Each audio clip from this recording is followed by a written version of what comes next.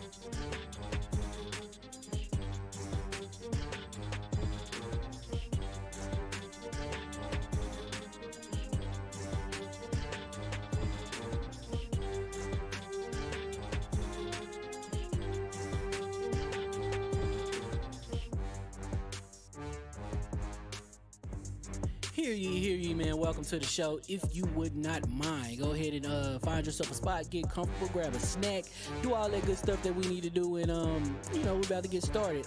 It's not important who I am. What's important is that you are pulling up to the Iron Lords podcast right now as we speak, and I guess I'm here to keep you entertained until it's time to get this show started. So look. Y'all done messed up and turned me to an animal. And haters be swearing they real, but come to find out that they really mechanical. And yeah, I be eating these rappers, but that's all a part of me being a cannibal.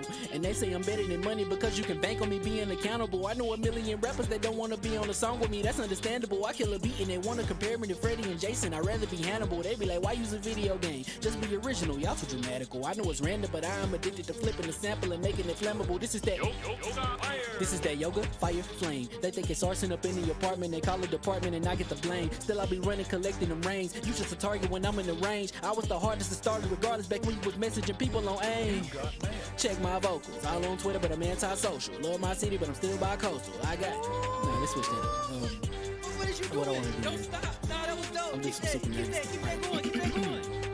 Nah, go ahead. Look, I guess you could say that I'm very spoiled. For them to be your dog, they ain't very loyal. But I ain't gonna hold you, I ain't here to boil you. You ain't gotta say it, I'm embarrassed for you. Always been a nerd, never been a loser. Making Voltron with a gang of cougars. And I'm going places, better tell a Uber. Cause it's pretty hard to sleep on Freddy Krueger. That's, whew.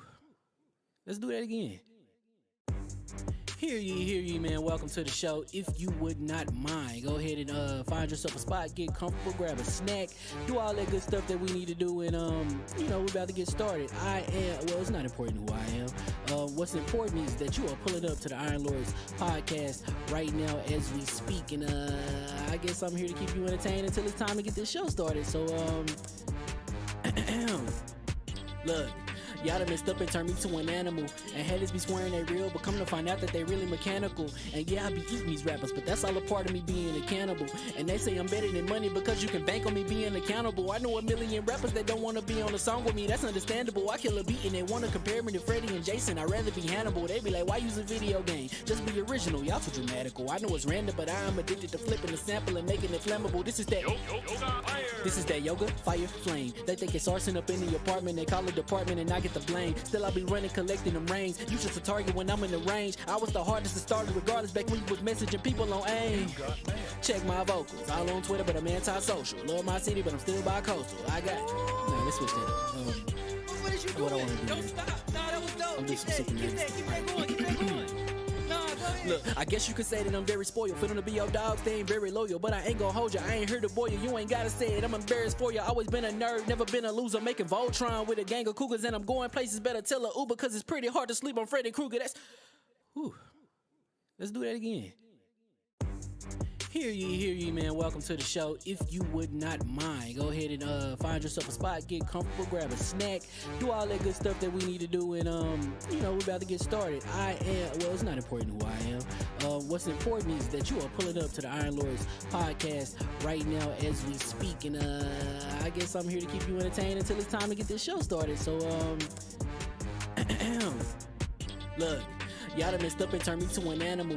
And haters be swearing they real, but come to find out that they really mechanical. And yeah, I be eating these rappers, but that's all a part of me being a cannibal. And they say I'm better than money because you can bank on me being accountable. I know a million rappers that don't want to be on a song with me, that's understandable. I kill a beat and they want to compare me to Freddie and Jason. I'd rather be Hannibal. They be like, why use a video game? Just be original, y'all too dramatical. I know it's random, but I'm addicted to flipping the sample and making it flammable. This is that yoga, fire, flame. They think it's arson up in the apartment, they call it department and I get the blame. Still I be running, collecting them rings. You just a target when I'm in the range. I was the hardest to start regardless back when you was messaging people on AIM.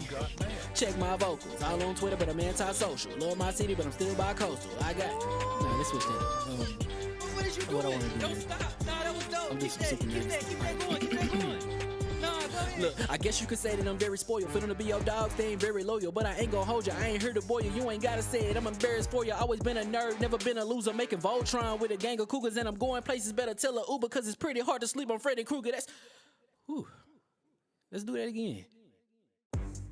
Hear ye, man. Welcome to the show. If you would not mind, go ahead and find yourself a spot, get comfortable, grab a snack, do all that good stuff that we need to do, and we're about to get started. It's not important who I am.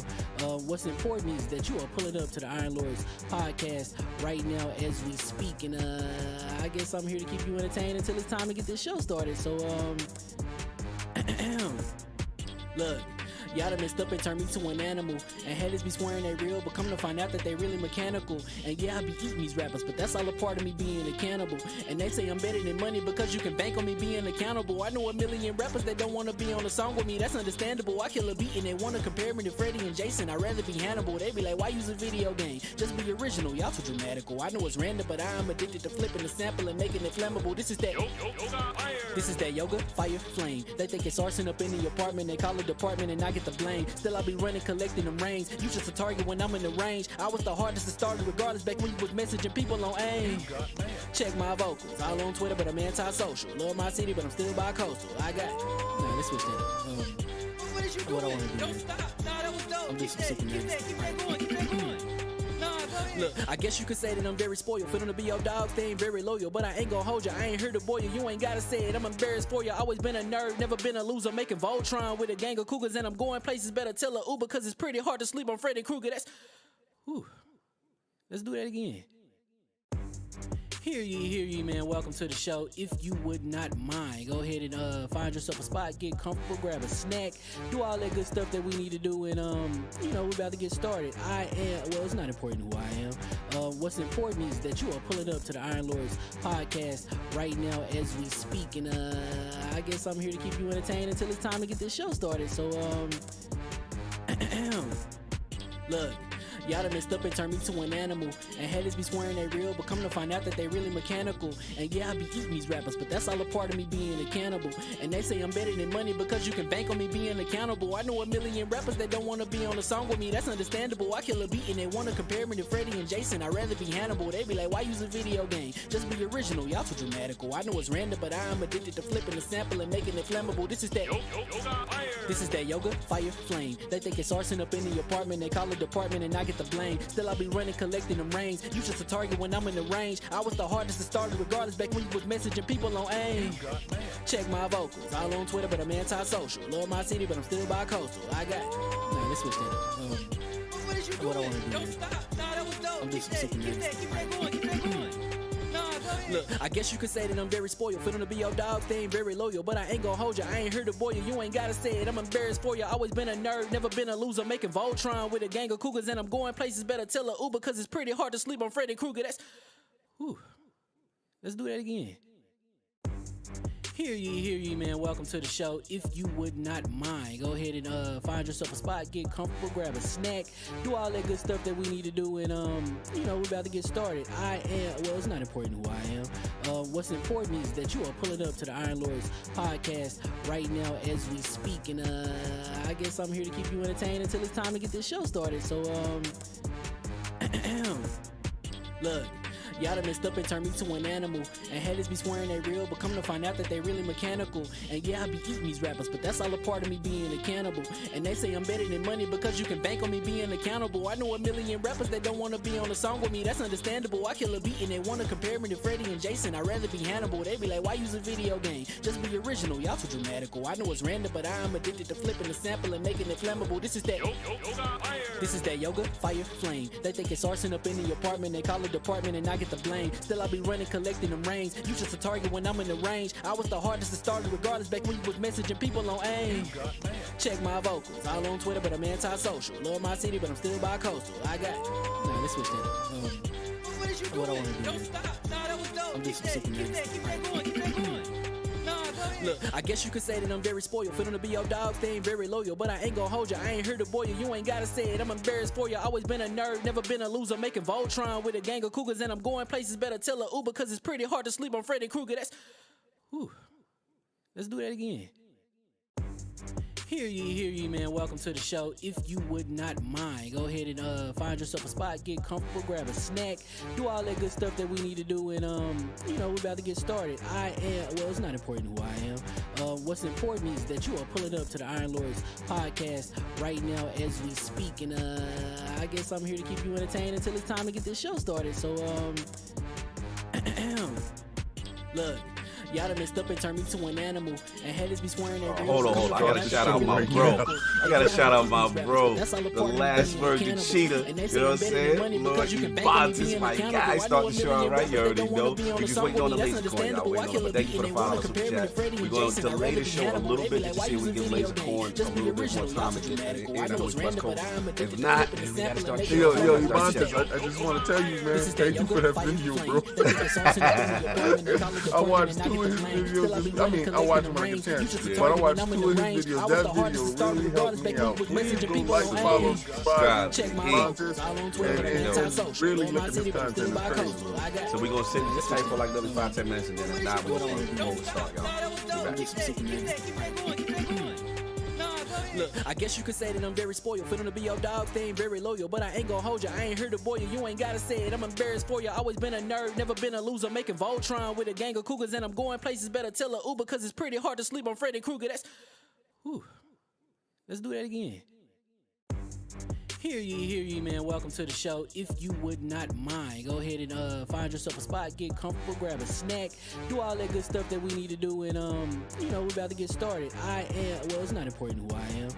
What's important is that you are pulling up to the Iron Lords podcast right now as we speak, and I guess I'm here to keep you entertained until it's time to get this show started. So, look. Y'all done messed up and turned me to an animal. And headers be swearing they real, but come to find out that they really mechanical. And yeah, I be eating these rappers, but that's all a part of me being a cannibal. And they say I'm better than money because you can bank on me being accountable. I know a million rappers that don't want to be on a song with me, that's understandable. I kill a beat and they want to compare me to Freddie and Jason. I'd rather be Hannibal. They be like, why use a video game? Just be original, y'all too dramatical. I know it's random, but I'm addicted to flipping the sample and making it flammable. This is that yoga, fire, flame. They think it's arson up in the apartment, they call it department and I get the blame. Still I be running, collecting them rains. You just a target when I'm in the range. I was the hardest to start regardless back when you was messaging people on AIM. Check my vocals, all on Twitter, but I'm anti-social. Love my city, but I'm still bi-coastal. Let's switch that up. What I want to do. I'm doing some super music. Look, I guess you could say that I'm very spoiled. Feeling to be your dog, they ain't very loyal. But I ain't gonna hold ya, I ain't here to boil you. You ain't gotta say it, I'm embarrassed for ya. Always been a nerd, never been a loser. Making Voltron with a gang of cougars, and I'm going places. Better tell a Uber, cause it's pretty hard to sleep on Freddy Krueger. Let's do that again. Hear ye, man. Welcome to the show. If you would not mind, go ahead and find yourself a spot, get comfortable, grab a snack, do all that good stuff that we need to do, and we're about to get started. It's not important who I am. What's important is that you are pulling up to the Iron Lords podcast right now as we speak, and I guess I'm here to keep you entertained until it's time to get this show started. So, look. Y'all done messed up and turned me to an animal. And headers be swearing they real, but come to find out that they really mechanical. And yeah, I be eating these rappers, but that's all a part of me being a cannibal. And they say I'm better than money because you can bank on me being accountable. I know a million rappers that don't want to be on a song with me, that's understandable. I kill a beat and they want to compare me to Freddie and Jason. I'd rather be Hannibal. They be like, why use a video game? Just be original, y'all too dramatical. I know it's random, but I'm addicted to flipping the sample and making it flammable. This is that yoga, fire, flame. They think it's arson up in the apartment, they call it department and I get the blame. Still I be running, collecting them rains. You just a target when I'm in the range. I was the hardest to start regardless back when you was messaging people on AIM. Check my vocals, all on Twitter, but I'm anti-social. Love my city, but I'm still bi-coastal. Let's switch that up. What I want to do. I'm doing some super music. Look, I guess you could say that I'm very spoiled. Feeling to be your dog, they ain't very loyal. But I ain't gonna hold ya, I ain't here to boil you. You ain't gotta say it, I'm embarrassed for ya. Always been a nerd, never been a loser. Making Voltron with a gang of cougars, and I'm going places. Better tell a Uber, cause it's pretty hard to sleep on Freddy Krueger. Let's do that again. Hear ye, man. Welcome to the show. If you would not mind, go ahead and find yourself a spot, get comfortable, grab a snack, do all that good stuff that we need to do, and we're about to get started. It's not important who I am. What's important is that you are pulling up to the Iron Lords podcast right now as we speak, and I guess I'm here to keep you entertained until it's time to get this show started. So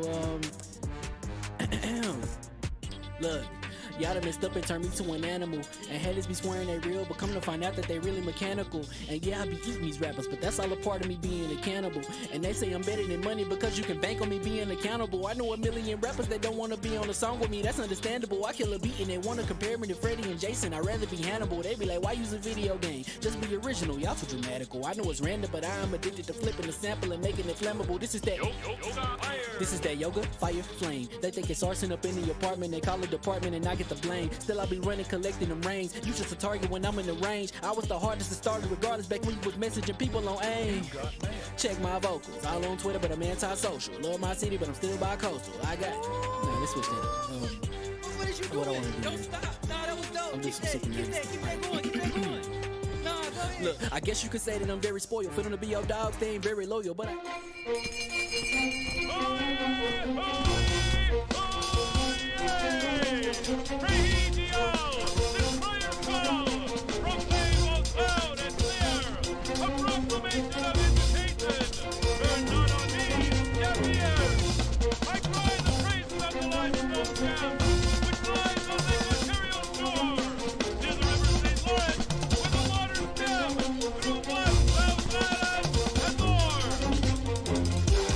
I'ma just chill and watch them and eat snacks in the attic. I wanted to chill with the pack and be like a young whoop, but then they would mistake me for addict. If I can imagine it's cool to give you some advice, then invite your girl to your squadron. Cause if you don't give her that option, you gon' be single player like Sovereign. You gon' get tossed in the bushes by King David. Royalty and not a pretender. Detrimental to an elemental, what's an avatar to a knee bender? I gotta be me though.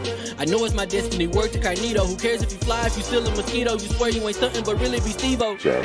You like to collect stuff and that's cool, but I got bad news. Even if you really was that dude, King David still be the king of the statues. Since a juvenile, I've been cursed with a curse to be musical. And if you hate it, we'll meet in the crucible. Other than that, then it's cool and it's beautiful. We let you know that your dreams are pursuable. Whatever you wanna do, then it's doable. If you got work on a Sunday, it's suitable. Cause you can listen to this in your cubicle on the Lord's Day. Woo. If you got work on a Sunday, it's suitable. Cause you can listen to this in your cubicle on the Lord's Day.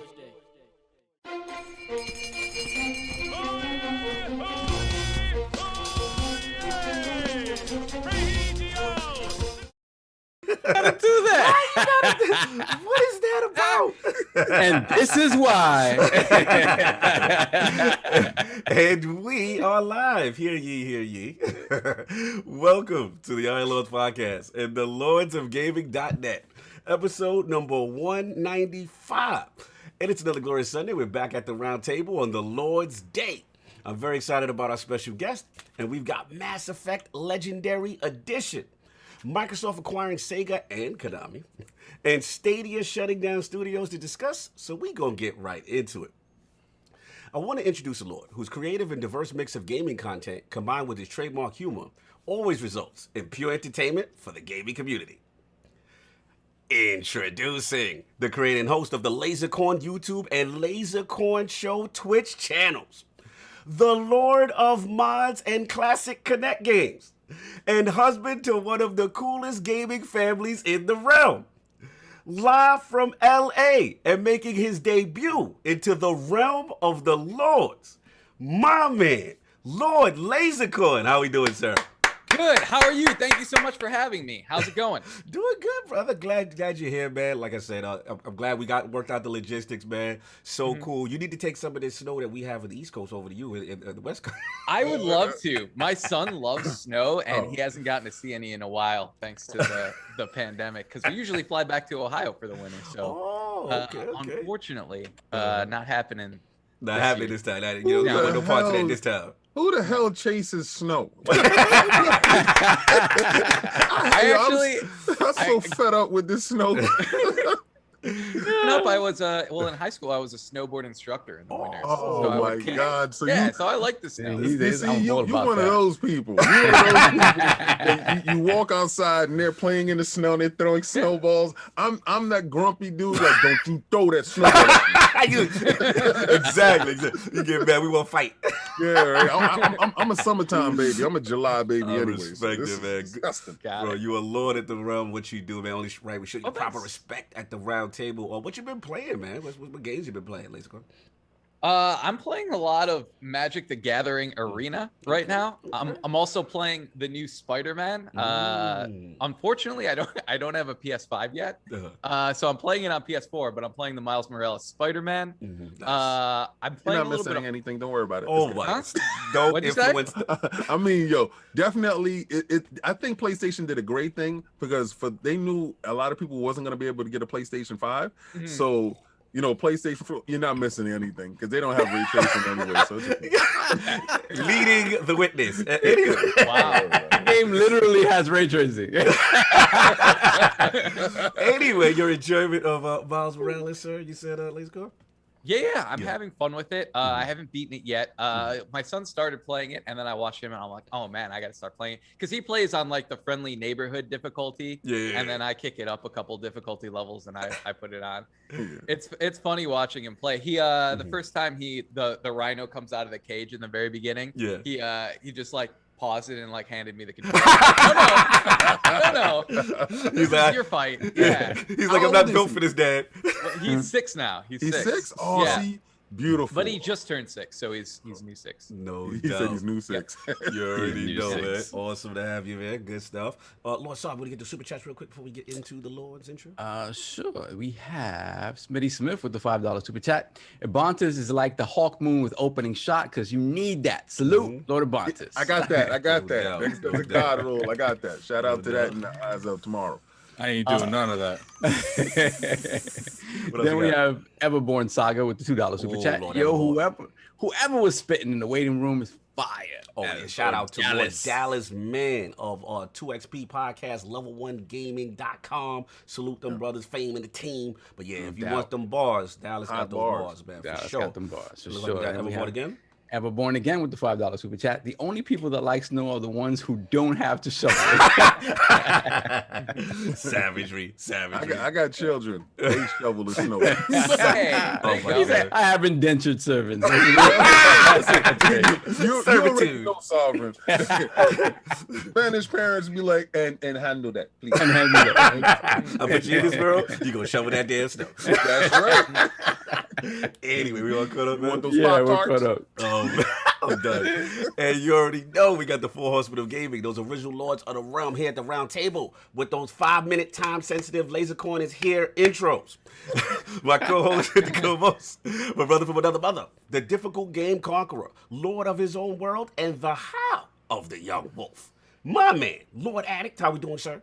I don't even know why you say we have 5 minutes, because you know that King gonna time me. Like, you know, 2 minutes into my intro, he gonna time me. So I'm gonna say I'm playing Destiny. Time.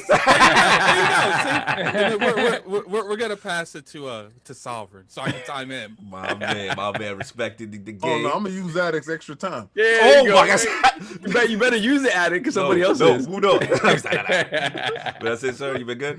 Yeah, I'm good. No doubt. You already know. Shout out to Elemental Peel. Let me get him right quick with the $2 super chat. It's snowing out here. Nights like this. Yeah, he love that far beats.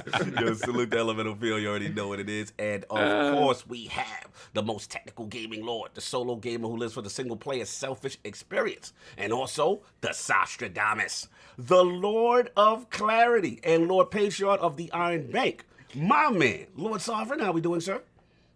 It's snowing again. Yeah. Why is it snowing again? Yeah, I don't know.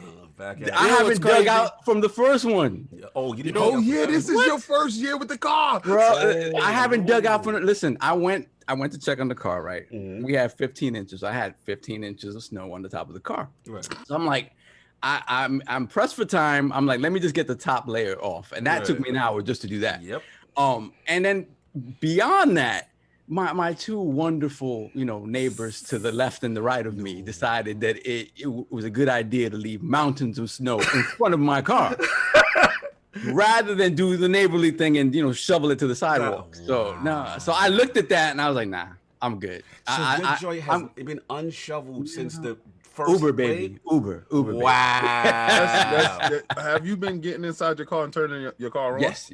Oh, okay. At least you've been doing that. Yeah. At least you. I mean, new car owners do weird new things, and I'll say right now that will kill your battery. Yes, bro. yes, sir. Yeah. So so that's that. The only thing I've gotten to play this week, because it's been a crazy week, is I picked up Habroxia 2 from LOGNET Poll Games. Okay. So You paid money for that? I did pay money for that. That is Colin Moriarty's newest game. Colin. Okay, yeah. You know I got a rep. It is classic 2D shooter, beautiful game, kind of bullet hellish, a lot of different power-ups. It scrolls sideways and up and down too. So if you like R-Type, if you like Life Force, stuff like that, beautiful. Sounds nice. That's it. Absolutely, that's been it. And of course, we have the Incredible Hulk of this, aka the XS Gamer. Ooh. The prophet of Xbox, king of the statues who demands nothing less than that premium experience. It is the leader of the fraud alert movement. Ooh. Beloved Lord King, how we doing, sir? I'm doing incredible, guys. Yo, check it out. Turn the beat up. Oh, Let me see the Dolph now. Now, that was last week's wild unboxing. You know what's funny? When you unbox those, I thought it was one statue. And you just switching the sides off. And at the end, I see there's like 8 statues. Obviously, I'm exaggerating. But I was like, no, actually, that wasn't the same statue. Yo, that day, actually, it was 8. That was my mega unboxing day. It was a big day. But yesterday, I got the holy grail of that Hulk Buster. This is what $6,000 look like in your face. And it's absolutely, totally everything I wanted it to be. It's utterly amazing. Check out Dolph Castle X, where I'm live on Fridays at 9 p.m. and my live unboxing. See that what King's failing to tell you, that big box in the back on the floor, he got a statue of himself made, and that's where that is. XM Studios, King David. XM Studio presents. Y'all are out of control. But it's literally a statue of him like biting an Xbox controller. You just gave him an idea. Yeah, you gave him fuel. I might get that commission. Oh my god! I might get that commission. I gotta have my my Xbox shawl on. Listen, guys, thank you for showing up. I do appreciate everybody who came down, showed up, and was showing support. Smitty Smith is crazy. That is my dude. What I've been playing this week, I want to get to this really quickly. I finished The Medium. Oh, yes. Love the game. But the ending to me. I really, because it's left in a manner that I didn't feel, satiated me. Okay. But then there was something else, because somebody told me stick around and watch the end. I heard something about sticking around, cutscene, like a post credit almost. Yeah, so I saw it and I was like, man, it gives it hope. Okay. It might have some legs on it for something else. But I wanted the definitive ending because of the atrocities that was committed inside the game. I wanted a definitive ending, and that ending wasn't definitive to me. It might be definitive if they do a special edition to address it, like Mass Effects did. But I hope they do, and I can answer that for you. They're not doing that. Well, they already. This is the thing about Bluebird that I wish they sort of rein back in, is that they're already on to the next one. They've released 5 games in 4 years, or 4 games in 5 years, something like that. The cadence is super quick, and I wish they would take a little more time with each game. And polish them. And there's levels of polish that I wish they each had. So they already have kind of hinted at what the next one is. I feel like Medium would have drawn a lot more people in if it was like a little bit more of an eye candy game. A little bit more polish. Yeah, a little bit more polish, and you got a next generation pop, because they got the storylines, they got the narrative, they got the horror genre on lock. They needed to have the sheen to it. Yes. Because I'm in Game Pass right now, so I'm playing Cyber Shadow, and I'm playing some RPGs and stuff like that. I think I did the raid with you this week, right, Addict? We did it 3 times. Yeah, it was. I don't remember. It's been such a long week. That's when we was doing the supers, trying to get all the supers to get that. Oh, you're talking about when you left? I spent 2 hours on one last boss. I do apologize. I do apologize for stranding you, for abandoning you. He's learning because I try to train people up at the last boss to make it less hectic. So I do call outs. Yeah. All right. So anyway, but I got back to Control, guys. Right. And just like Sovereign said, I got to give Sovereign his credit. I got to bend the knee. When you get that levitate power, the game opens up in a different way. The narrative starts to turn a little bit different. You know, when you start talking to the brother and stuff like that, the game starts to turn in a different way. But then that's when the true eye candy of the game starts to show up, because there's different things that does happen. And all I can do is sitting there saying, damn, I really wish Bloober Team had a little bit more polished, because Control looks like, and a lot of it's probably to do with finances too. Like I would say someone like Remedy Games has way more. Because didn't Sony back that game? I don't know. Yeah, because Sony had the promotion. They had the promotion for the game. For Control? The publisher? It was 505 anyway, time. Okay, they had the marketing with it. Okay, regardless of what they had the marketing. Anyway, the game is starting to breathe a little bit more life in it, so I'm almost finished with the game. But that's what I've been playing, and I think y'all guys was a little bit onto something. It's still in certain areas for me, but it's a lot more polished, and that's what I wanted from. And you're not playing the Ultimate Edition, right? Because unfortunately, I'm not giving them any money. Yeah, Xbox owners aren't getting that freebie that PlayStation owners are getting. No. That's ultimately fine, because I never purchased the game to begin with. So if they paid X amount of dollars and PlayStation decided, oh, here's something free, I paid $0. So I'm having the same. Shout out to Game Pass. Shout out to Game Pass. He's like, I don't need that extra experience. I didn't earn that. I didn't know that. God bless for the shiny rocks that you got. You got shiny rocks. God bless. I'm done. Anyway, so get the super chats and then we all move on to. We have Gaming Forte with the $5 super chat. I give up. I'll never get this rocket launcher. Congratulations, Cognito. You're more patient than me. Hope it takes you to the moon. We're gonna talk about it. Hey, Forte. I got it. Yeah, that's dirty. Y'all guys got a band to get my man Forte's rocket launcher. I don't gotta do nothing. What else? I'm raiding after this. Then we got Smitty Smith with the $2 super chat. Lord King, Iron Man in or out of the Hulkbuster? Nah, he's gonna stay on the outside. I'm not gonna do that. Even my wife was telling me, the way he sticks out too far is don't do that. Yeah. So he can get bigger than he is there? Okay, so the whole face part right there can come out. You can take that little guy and put him in, and he looks like the Hulk destroyed the Hulkbuster, and he's coming out to attack the Hulk. Oh wow, that's insane. Is Iron Man wearing an Iron Man suit inside the Hulkbuster? Yes, just like the movie. So in the movie, remember he was flying in the air. Age of Ultron. Right, yeah. And he called the suit on top of him, and he threw him in the suit. And then when the suit was off of him, he was able to climb out. So. Unbelievable. That's right. All right, we got one more. We have the Liz22 with the $5 super chat. Happy Super Bowl Sunday, Lords. Getting ready to watch my guy Tom Brady win number 7. And Cog, you're welcome. All love my guy. You already know. Salute, bro. Salute to Liz. Shout out to Tom Brady, the GOAT. I got to give Liz some love in a minute. So we all caught up, sir? Yes, sir. All right, and of course, we have the gaming ninja himself, the Shinobi, a.k.a. Cog of Tomorrow, who got the rocket launcher from the Deep Stone Creek raid. Why couldn't we in a couple more weeks of being able to tease? Nah, I was getting tired of y'all, man. Wait. Last week, we was in our bag teasing him. Y'all was. I was annoyed. Yeah, salute, man. Man, it was a shout out to the Liz who's up in there. He was part of the team that helped me push me over the finish line. Shout out to the team. I was upset because I saw that in the chat that y'all was gonna do a raid, and I was 45 minutes late. They was like, "We need one more," and I was like, "I'm here." I saw your message late. I'm like, "Oh man, this is the only time that I leave my notifications on, and y'all see me online, and all you had to do was say, 'Just come on, King.'"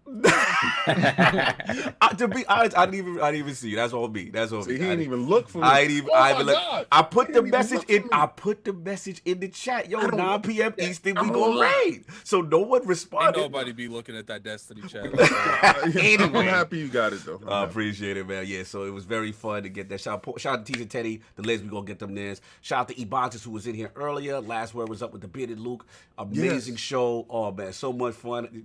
His story about how he hated Destiny and ended up loving Destiny, absolutely amazing. Because he hates Halo. Yeah, he's not a Halo guy, which is weird. So anyway, when he said that, I thought you was gonna go ballistic. I was Time. All right, we go along. Last thing, yeah, we played Gears Tactics still. I'm on my second play. I'm at the very end. Yakuza Like a Dragon, moving medium. I'm doing slow, and Hitman 3. But let's get the super chats, and then we got to do that special announcement that we have to do.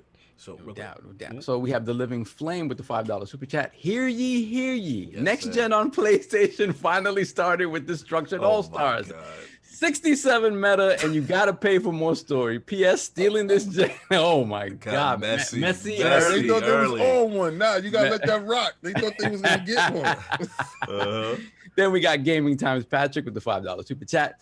Been waiting for King all week after the MLB The Show feelings. Happy to be present for the ILP show. Listen, man, there's nothing prettier than to look at my dashboard on Xbox and to see the tile that says MLB The Show 21. The GOAT baseball right now, man. That's so good. As baseball fans. And then you got people like me that don't care.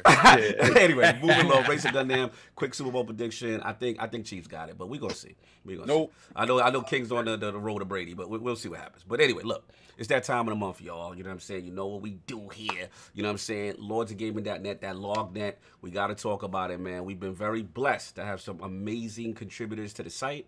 It's been really unreal. I want to first give a shout out to someone who's actually moving on, and that's Lord Undead. He has been tremendous for us. He really helped push us across the goal line with a lot of things.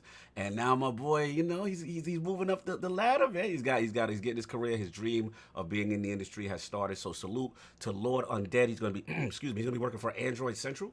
So salute to those guys. He was an absolute beast. It's still love on here. You know what I mean? So I want to shout him out in pursuing his dream. So salute to Lord Undead. You know what I'm saying? That's amazing. But yeah, just happy that LOGNET was able to help put him in position because he's super talented.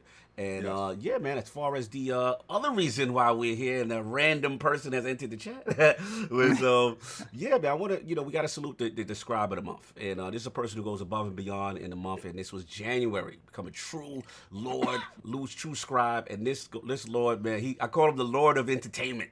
You know what I'm saying? Box office and pop culture. He's been killing it with the WandaVision. He's been killing it with the Godzilla King Kong article. I'm learning so much through his entertainment pieces. So again, also hitting up gaming news. So again, proudly present the winner of LOGNET Scribe of the Month for January, my man, Lord David Urion. What's going on, brother? Congratulations.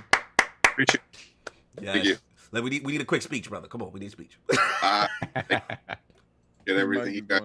Come on the site and just basically do whatever I really want to do and write whatever I feel, and it's great. Ratings your background what are those in the your back, background, sir? Yeah, your background makes me want to go play Ghost of Tsushima. Yeah, I want to play like Mortal Kombat. That reminds me of Big Trouble in Little China. Yes. What's that, bro? He said, I got to show you skin. All right, talk so we can put the camera on. Oh, yes. Because it is Big Trouble in China. Yes. Nice. Big Trouble in China. Yes. Salute. How do you use the movie? You already know. So, much love, brother. Again, respect for collecting. Yeah. For having the site. Anytime. You cutting in and out, brother. You cutting in and out. I guess speak up to the mic. Have me on the podcast too. Oh yeah, anytime, brother. Anytime, brother. And again, congratulations. Keep up the good work and hit up Lord Soft because you will get some LOGNET swag of your choice or ILP swag of your choice. You know what I'm saying? We got to salute the winner, but keep up the fantastic work, brother. Thank you. All right, brother. Have a good one, man. Enjoy. All right. Appreciate it. No doubt. Solve super chats, and then we gotta move the show on. We have Clutch Man with the $5 super chat. Can't watch live, but who from Xbox would y'all think make a Mission Impossible game? Have a great show. The Initiative. Mission Impossible game? I don't know. I want it to be an RPG. Anything I else? mean, yeah, and we have Michael, aka Bet-Size Finest, with the $5 super chat. King, Xbox Series S is sold out in Africa and UK. This is going to be too great a time for Xbox. Good morning, Lord. Stay blessed. See, do you understand why I have this on? I'm going to get so messy today. Anyway, are we all caught up? Yes. Yeah, we're caught up. All right, let's get into this thing, man. So look, now that we've gotten all that, I saw we'll probably do next week. With the, apologies for that. Sob's in the bushes. So, Sob's in the bushes. It's fine. It's fine. We threw him straight to the bushes today, but it's okay. But look, man, now we got everything straightened out, the business and all that. I want to focus on Lord Lasercorn, his video game system history, his journey into content creation, and of course, what led him to creating the unique and entertaining Lasercorn YouTube channel. So Lord Lasercorn, let's start from the very beginning. What was some of the first video game systems you had? What got you into gaming? I started on the Nintendo. Nintendo was the first system I ever had. Which one? So Which one? Which Nintendo? Yeah, the Nintendo. The NES. NES. Okay. Yeah. My bad. Yeah. Okay. So make sure I want to get the age right. I'm old. No, I'm old. I was born in '84. Yeah. Okay. So the original NES, and then so I played like Mario, Legend of Zelda, all that stuff, and then what was that football game like? Something Blitz. Or Blitz. Which one? Not enough.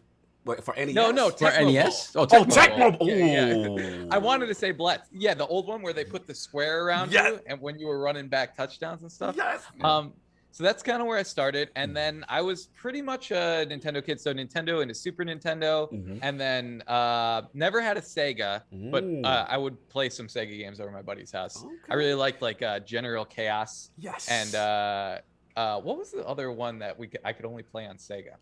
I don't remember, but there were a couple Sega exclusives I really liked. Then I switched to PlayStation, Twisted Metal, stuff like that. So I had PlayStation 1, 2, and 3. Yeah, I've had all the PlayStations and Xbox. Okay. So Halo and stuff like that. And now I have the Series X, and that's kind of where I am console-wise. For PC, I got into PC gaming because of Warcraft 2. Oh, Warcraft. Okay. I played that at a buddy's house, and then I begged my parents to get a computer that would actually play that game, so we could play those old modem dial-up battles where you go, yes. And then you could fight head-to-head over the line, and then if your mom picked up the phone, it was over. It was it'd disconnect your whole game. I was winning. I had sappers at their town hall. And then so the Warcraft series, I loved Warcraft 2, 3, and then StarCraft 2. Nice. And then that was all before I started making video game videos. Then once we got into that, playing a lot of GTA, a lot of Minecraft, and then just whatever was fun, a bunch of random silly games.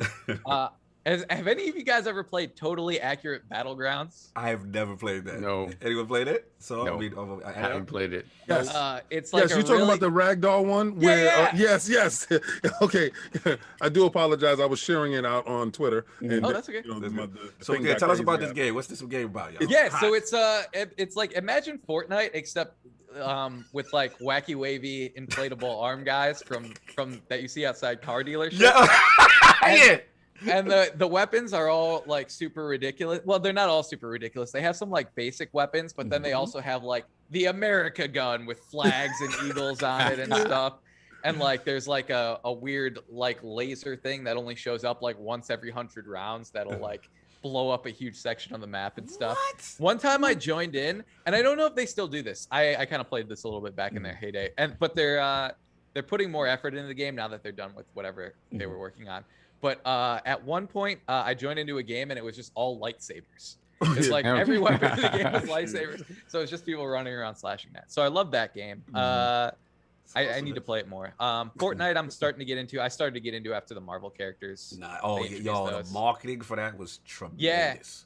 And I mean, for a long time, I didn't want to play Fortnite. I'm like, this game's not for me. But then I'm like, oh, you can kill Iron Man and see his powers. I'm like, oh, okay, maybe I'll try Fortnite. Hey, that makes the call outs easy. Hey, Iron Man on the hill. Yeah. It's Iron Man. Shoot Iron Man. He's using the jetpack. But then, and I play a lot of Minecraft right now because my son's really into Minecraft. So Nice. I have to keep him alive. And, you know, he panics when creepers show up or skeleton warriors and stuff. So trying to keep him alive in Minecraft. It's work. It's a job. It's a job now. Yeah. I wanted to back you up one second because you had this amazing, console history. Obviously, Nintendo for the most part. Then you transitioned to PlayStation. In between that, were there any other systems that may have come up, maybe in the 16-bit era, like the Turbo Graphics, or maybe like, some people had the 3DO, like those off beat systems that weren't the main at the time, but like they were kind of offshoots.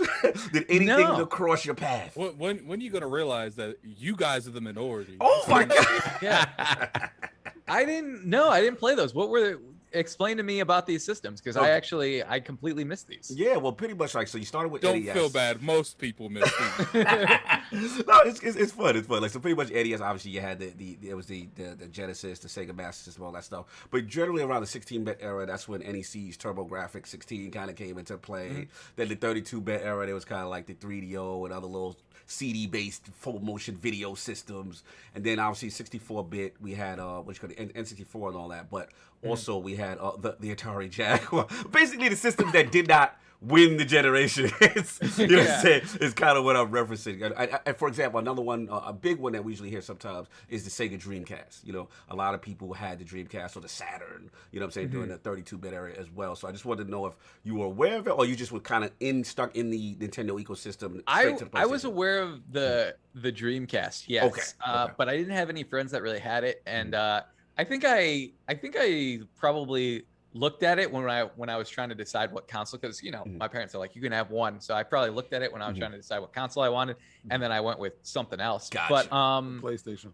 PlayStation. Yeah, I got to play Twisted Metal. Nice. But so I've heard of that one. I don't think I've ever heard of TurboGrafx. Wow.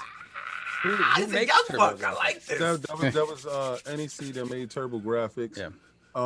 But that was like really niche. Like if you went inside a electronic boutique, one of those game stores like that, it wasn't in the forefront, So trust me, I understand why you didn't hear. That's something you had to ask the owner. Hey, you got a TurboGrafx?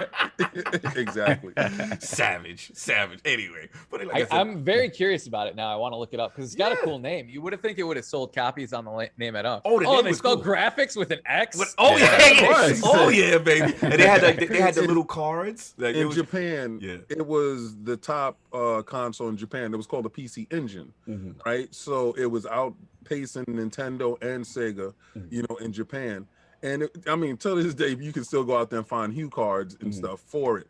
But in America, they thought that would translate here. Right. It had terrible marketing. Yeah. And and it was a little janky on how they was marketing it to the people. Like it was a 16-bit, but it really wasn't 16-bit. It was NEC. It was NEC on the American side. Really good. Yeah. And you try a new emulator right now or whatever. We don't recommend backup games, but try.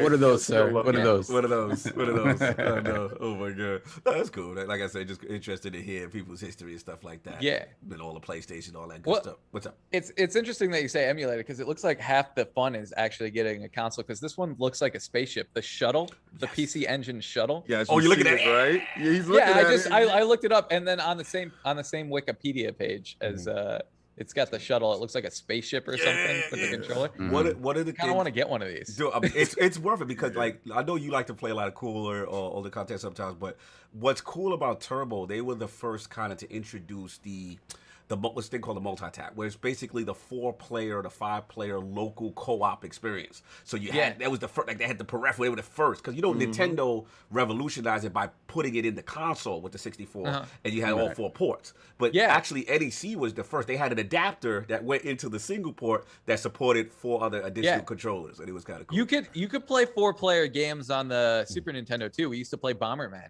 Bomberman. Yeah. You could multi-tap that. But they probably did it first. first, huh? Yeah. That's cool. Yeah. Yeah. So they 16 era. inspired that. I got a lot of I have a lot of fond memories of Bomberman with the family. Bomber's So. Oh, hell classic. yeah. Classic. And they see Nintendo took that idea from PC Engine from Japan, Yes. right? Because we would play Bomberman. I think the Turbo Tap came with Bomberman. Yeah, it was or an Dungeon NEC game at Explorer. first. Yeah, it was a Turbo game. One of the two, like Yeah. Dungeon Explorer, Bomberman. But when you got it, see, Super Nintendo kicked it up a notch, and Nintendo kicked it up a notch because you was able to kick the bombs and slide it over. And Yeah. in the corner. Some fond memories. Yeah, there was the punch ability too. I think you could punch it over if they were trapped in a little 3x3 square. Yeah. You know how like Mario parties ended friendships? Well, yeah. I have Mario Party ending friendships and Bomberman 64 ending friendships. Facts. Yeah, Facts. Mario Party, a Bomberman, and GoldenEye 64. Oh, It's yeah. the holy Facts. trinity of ending friendships. Yes. 'Cause you have that one friend that picks Oddjob. Like, you can't pick Oddjob. No, man. Tremendous history. So I'm going to super chat. Then we move on to a couple questions for Lord Lasercorn. We got Pixable G with the $2 super chat. Stop your slander. PC Engine FTW. Oh, Cheers. a lot of Turbo fans in here. All right, Turbo Graphics. I see you. Then we have a Rodimus, the $5 super chat. Good day, Lords. Let's have a super Sunday. Yeah, Salute. absolutely, man. Yeah, man, tremendous history, a lot of fun stuff. We'll get back to I got some more questions for you later. But I want to get into your own personal journey as a content creator. Like, what just kind of inspired you? Like, how did that start? You know what I'm saying? As far as you getting into content creation. So I always liked editing. I went to school, Ohio University, and went on the video production track. Okay, Ohio in Yeah. the building. Let's go. Yeah, and I kind of fell into editing. I started on Final Cut, and they swore to me up and down that was the industry standard. And when I got a job somewhere, I would eventually be using Final Cut. And then I moved out to LA and found that was not the case. And I switched over to Premiere. And I started in actually video game journalism. I started writing for a outlet called Gamefront. Wow. And I actually attended my first BlizzCon and wrote stories for Gamefront there. That was way back in, gosh, what was it, like 2010 or something? That was like over a decade ago. But that's where I did my first BlizzCon, wrote for that. And then while I was writing for them, I had a bunch of other like side jobs when I moved out to LA. I was a like promotions guy for a radio station. Nice. One of those guys that runs around throwing t-shirts at everyone. I could see that. Yeah, driving around in the van. Yeah, 98.7. Yes. Yeah. They're like the less good K-Rock, but if we're being honest. Anyway. Shout out to that 87. Shout out to those dudes. Continue. Yeah. So I did that for a while, and then I answered a Craigslist ad actually that for people who could edit, but were also into video games and wanted to do video game capture and stuff. Nice. And I'm like, oh yeah, that sounds great. That's like my dream job. Started working for a channel called Mahalo. Okay. They were very poorly run. Their CEO there started spamming videos, and they got punished in the algorithm for it. He's like, you started off like each editor had to put out like 3 videos a week, then it's like 5 videos a week, then it's like 3 videos a day, and they got caught for spamming. Yeah, and so obviously the quality of the videos went down, and they got caught for spamming, and they laid off everyone pretty much. The channel's pretty much dead now. It was very poorly run. But for a while there, they were doing very well, and they could, they paid salaries. And then after that, I hopped over to Clever Games, which is kind of doing the same thing, minus the terrible management. They got bought by a company that owned Smosh, which was at the time the largest channel on YouTube. Yeah. And then Smosh wanted to start Smosh Games. They're like, well, we already have a channel that does gaming stuff. Why don't we combine you guys together and we'll make a gaming channel. That's how Smosh Games started. Gotcha. That channel blew up, became the quickest channel to 1 million subscribers. Wow. And then post that, I did that for a little while. Defy, actually, the channel that owns Smosh and everything, went under. But before that, I had left the company because I wanted to get my channel back, and there's a whole contract negotiation thing that happened behind that. Basically, I couldn't get my personal channel unless I left the company. So I did. And then afterwards, after they relaunched, I came back for a little bit, and then now I'm just kind of doing my own thing. But that's kind of where I'm at now. Nice. Look, yeah. What really How was that decision when they told you, like, okay, you can't get your content back unless you leave? It was weird. Like, it was not a good contract, and it didn't seem smart. We were in contract negotiations, and we're like, okay, if you want me to stay here, one of the things I want my personal channel, youtube.com/lasercorn, because they owned it, because I was stupid and signed. It didn't even exist actually before them, but I'm like, okay, I'll make a channel and you guys can own it, and then you guys give me a percentage. And then they like later negotiated out the percentage somehow. I was bad at negotiations for a while, but I finally decided, I'm like, I'm gonna stand my ground. I'm like, look, you guys aren't really doing, you weren't doing what you said you were gonna do in terms of my channel, so I want it back. And if you don't, you know, it was me and a couple other guys that wanted their personal channels back too. Right. We're out of here. So they eventually gave it back, but with the weird stipulation that you couldn't fully own it until you left the company. So I left, and I like signed a contract that allowed me to come back for like freelance stuff. And then I did that for a while, and then the company went under and all that stuff happened. So it was like a weird non-compete type of. Yeah. Okay, I get it. I understand it now, because when you made it, it didn't exist when you started working for the company, but they act like it was their IP because it was, you were working for the company at the time, right? Well, the contract they signed, and they at the time they were like, okay, well, you make it, and then you know you'll get a cut of the revenue, and we're gonna we're gonna promote it, like they were promoting it. They're like, hey, go check out this channel, and they were taking most of the revenue and stuff. But then they stopped really promoting it, and they also stopped paying it. Like they negotiated out the revenue cut for me, so it was just like there was almost no point in. So it was an actual breach on their part, so that's why it wasn't a breach. No, they negotiated it out. So they were giving me a cut of the revenue up until a negotiation happened where they said, you know, we're not going to do this anymore. And I kind of caved. I caved on that point. And then I came back, and then I was mad at myself for doing that. So then I came back next time, and I'm like, "Oh, you're cutting out the revenue share? Then I want the channel back where I'm leaving." And I'm like, "I'm really gonna stand my ground on this one." And I did, and I got it. Good. So shout out to you. it was bad negotiating on me, followed by I think pretty good negotiating. But you rebounded it and made the situation powerful. But they threw in that one stipulation that was like, can't have the company. Actually, Dealer Gaming agrees with you with the $10 super chat. Dealer, shout out to ILP, one of my favorite podcasts. Addict Cog and David, you guys rock. Hello, Chop Liver. Soft, you don't rock. You don't rock, Soft. Thanks, Dealer. Thanks, Dealer. Also, yes, those were bad negotiations, sir. Live and learn, brother. Exactly. You know what it was. He wanted to pay that extra money to put Saul's name in that. No, but salute to you, because again, it's a learning experience, right? And the cool thing about it, you know, the fact that you were able to negotiate yourself right back into the table, get your ownership back, and then now you've got this amazing channel that is yours. Pretty cool story, man, and a lesson for a lot of people. You know what I'm saying? To look at. So salute to you. It's easy to make those decisions when you're having you know, a very big entity breathing down your neck. Factual. Yeah, man. So one thing I want to talk about is I love about your channel is like the diversity in the content. Like you got some cool stuff going on, man. So one of the things I noticed is like the mods, the hilarious mods you do. You know what I'm saying? Those are cool. And then like, what the Connect videos? What made you do bust out the Connect games? Dude, the Connect is underrated. Let's go. The Connect Avengers is great. You get a workout. It's the only time I get out of my seat and move around. Like I have VR, but I never want to like set up VR. Connect is out of the box, grab and go. And you're doing this and punching stuff. I played a weird octopus game where you're like an octopus. You have to grab stuff as it goes down on a river. I'm like, this is great.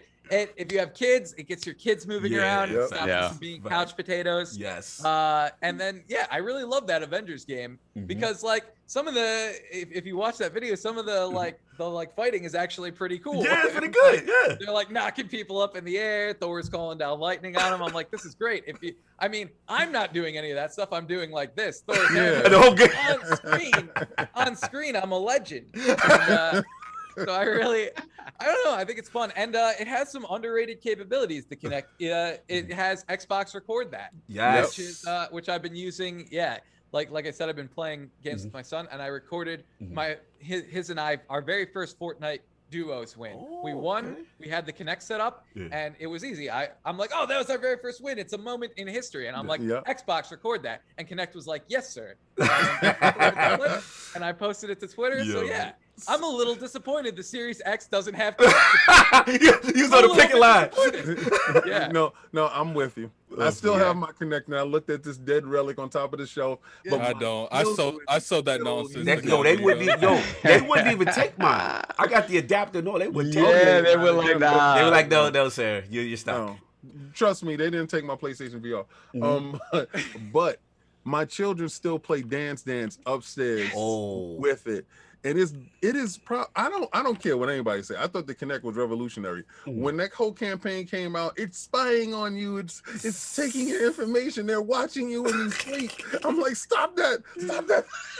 It's actually really good. Is that what killed it? Yes. Because it was at a time when people didn't want to be seen or heard. Yeah, they was worried about Big Brother. Be seen or heard. But they're busy saying Alexa this and Alexa that. What's funny is people said that, but they're walking around with a phone with a camera. Yeah, and all that. Yeah. Well, what it was. I agree with you, King. It was like a bad combination of everything at one time. So people weren't ready for the only digital age at that time. Yeah, it's funny, we're all digital now. They wasn't ready for the camera. You know, so Microsoft was doing things that were actually becoming mainstream now, but at the time, I guess people just wasn't ready for it, and the messaging wasn't the greatest. You know what I love the Kinect about the most, and I'm glad you brought that up. That Kinect Fitness. They had a whole fitness. They had the P90X thing for Xbox And remember, One. I just paid money for that P90X. I didn't even use it. The EA Fitness was good Xbox too. One. And it was so much fun because it got you up, like you said, get you up and get you moving. Yeah. Get you sweating, do your push-ups, and it knew when you were cheating. Yes. This Kinect 2, it knew when you were cheating. It just proves that you could have an amazing ideal, an amazing product, but if you show that in the wrong way and have bad communication, you might as well throw that straight in the garbage. It's sad because when I watch Lord Lasercorn's videos, I remember doing that stuff. I remember playing those games. I remember playing, the UFC game, and they had all these little goofy games, but some of them were actually really well done. Kinect Sports, Kinect Adventures, all that kind of stuff. And it's a shame that it didn't. Well, 360 it blew. Yeah, but it's a shame that the success didn't continue with the Xbox One, with the advanced version of it. It's because they made you have it. That's what happened. It increased that price by 100. No one wanted to pay that 100 for a camera they didn't want. It was really that Star Wars game that tanked it. It was like the ET of Kinect. But I remember when they made that Fable Adventures game. For the I forgot about that. I was like, I want a Fable game, not a Fable Adventures game. Facts, yeah, man. Look. It's a tremendous history, man. Another question I got for Lord Lasercorn is another thing cool that you do is you got the Dungeons&Dragons little podcast going on, and then that's a big thing right now. Yeah, and then you also do the card games, man. Just like pick your poison, fun stuff. Like I love that. Yeah. Like how did that kind of take place? The board gaming stuff, and the card stuff. Well, we'd always been fans of like Magic the Gathering, and while we were at Smosh Games, we'd made some like fun board game stuff, and we had a show called Board AF. I think they still have it over there, and so we would just bring in games we like, and I don't know if you can see in the background, but I have like Hero Quest and like Battle Masters. I used to play all those really old.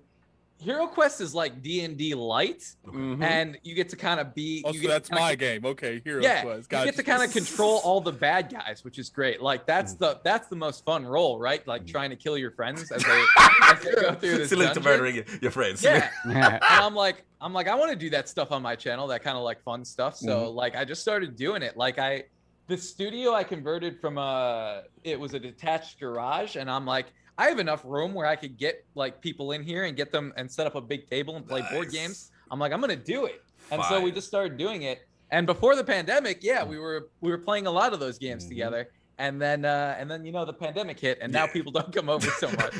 So we tried to do D&D remotely. Yeah. And like it's been a hassle. I gotta be honest with you. Like getting all the different camera feeds and editing it all together and stuff. and the vibe is different because you're like not in the same room together. So because you got to read the room, especially if you're a dungeon master. Exactly. And you're giving us scenarios.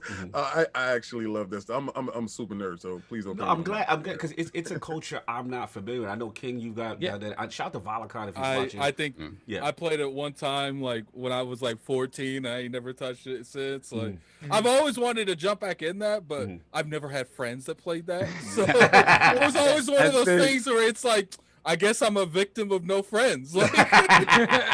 It's cool though. Like I just to see, like, again, it's something I've never done, but I see the investment and I see how much fun people are having. I think probably the closest we came to it was what was it? What was the name? The name of that book series? Oh, Grail Quest. Grail Quest. Yeah. Grail Quest was fire. Yeah. Like that to me was the evolution of the choose your own adventure. But that we had the paper, you had to write the hit points and all that. So that's the closest I came to it.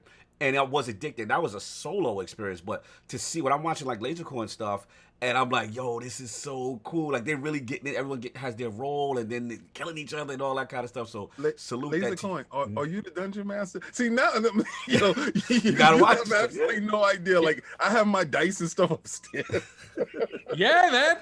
You want to get in the game? I dungeon mastered my first game recently. That's not even out yet. But I DM'd my first game recently. It was a blast. I hope to play Dungeon Master more. Like I said, in Hero Quest, DM Light, I was Zargon all the time. Right. But in an actual D&D game, I've only ever done it twice, and I did it pretty much back to back. Wow. And it was fun. I did some stuff that wasn't real standard. If there's rules fanatics out there, they're gonna be mad at me. You're breaking protocol. Yeah, I was breaking protocol. But yeah, it is really fun. I'm glad to hear you have the dice and stuff. You got to get everyone in a game. You see, well, the thing is, like you said with the pandemic, and one, I was closeted. All right, so you look at these dudes, right? So they're judging you right now. I'm judging you. If I'm going to sit there and I'm going to explain it to them, like I have to do it light and then I have to bring it to the heavy. And as far as being a dungeon master, we had a really good dungeon master, but I have lost contact with him. It takes a lot to be a dungeon master, to be honest with you, and to lay the board out for people and to tell you who has this and what this would be. It's really a lot of imagination, a lot of time, a lot of thought, and a lot of caring to it. So to do dungeon master, I have never done it. That's why I asked you, did you do it? Yeah. So Lasercorn, did you ever get into the Baldur's Gate games? So the first Baldur's Gate game I played was actually this one that I think it's still in early access, but I played the early access a little bit with the Mind Flayers on the Mind Flayer ship and stuff. Yeah, we got pretty far before the game bugged out on us and we couldn't move any of our characters, but well, not pretty far. I think we were still in kind of like the opening acts. But the game bugged out on us, but we were having a lot of fun with it. I actually have a video up on my channel of us playing Baldur's Gate. Yeah, we're having a lot of fun with it. I think that game's great. I haven't played the earlier ones, but I think there's a lot of potential here. Yeah, it was the same thing. It's that same sort of that D&D thing where it's like, okay, you create the rule set, and whatever kind of fits within it, people go crazy. And I've always found that those games, the fact that you could pretty much do whatever you could do in actual D&D in those games is kind of bonkers, especially for how old they are. I really enjoyed the Divinity games. Yeah, same premise. Yeah, too. That's what's up. Yeah, man. It's a tremendous culture, and again, I love that your channel keeps that kind of stuff alive. A lot of diversity in content. I personally like to pick your poison games where y'all was forced to pick between nasty, crazy stuff y'all had to do with each other. That was hilarious. I like that personally. Dude, I got games we haven't even played yet because of the pandemic. I bought more. I got like a Godzilla game sitting there. Okay. I got a game called Snollygoster, which is a weird. I found it on Kickstarter. It's like a betrayal game. Well, people, it's a bunch of people. It's kind of like Among Us, and I bought it before Among Us came out. But it's like each person on the ship. It's space themed, and there's like people that benefit by other people dying. But I got all these games, and then I'm really bummed about the whole pandemic. You haven't by any chance picked up the Bloodborne board game, have you? No, I didn't know they had a board game. Oh yeah, it's like I think it requires like a small building to own. Like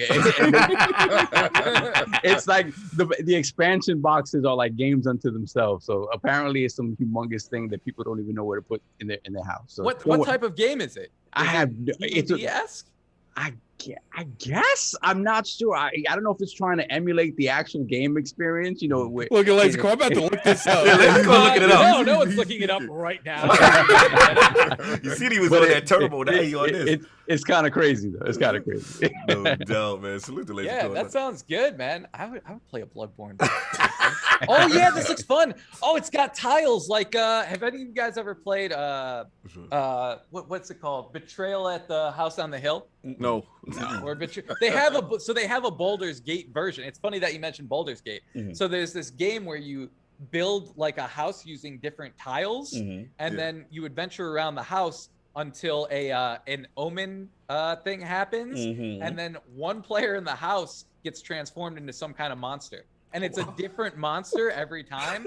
There's like a manual. It's like, oh, you found the hidden mirror in the dungeon room? Okay, turn to page 54. And it's like, okay, you just got transformed into a shape-shifting tentacle monster, and your job is now to kill every other player in the game. It's great.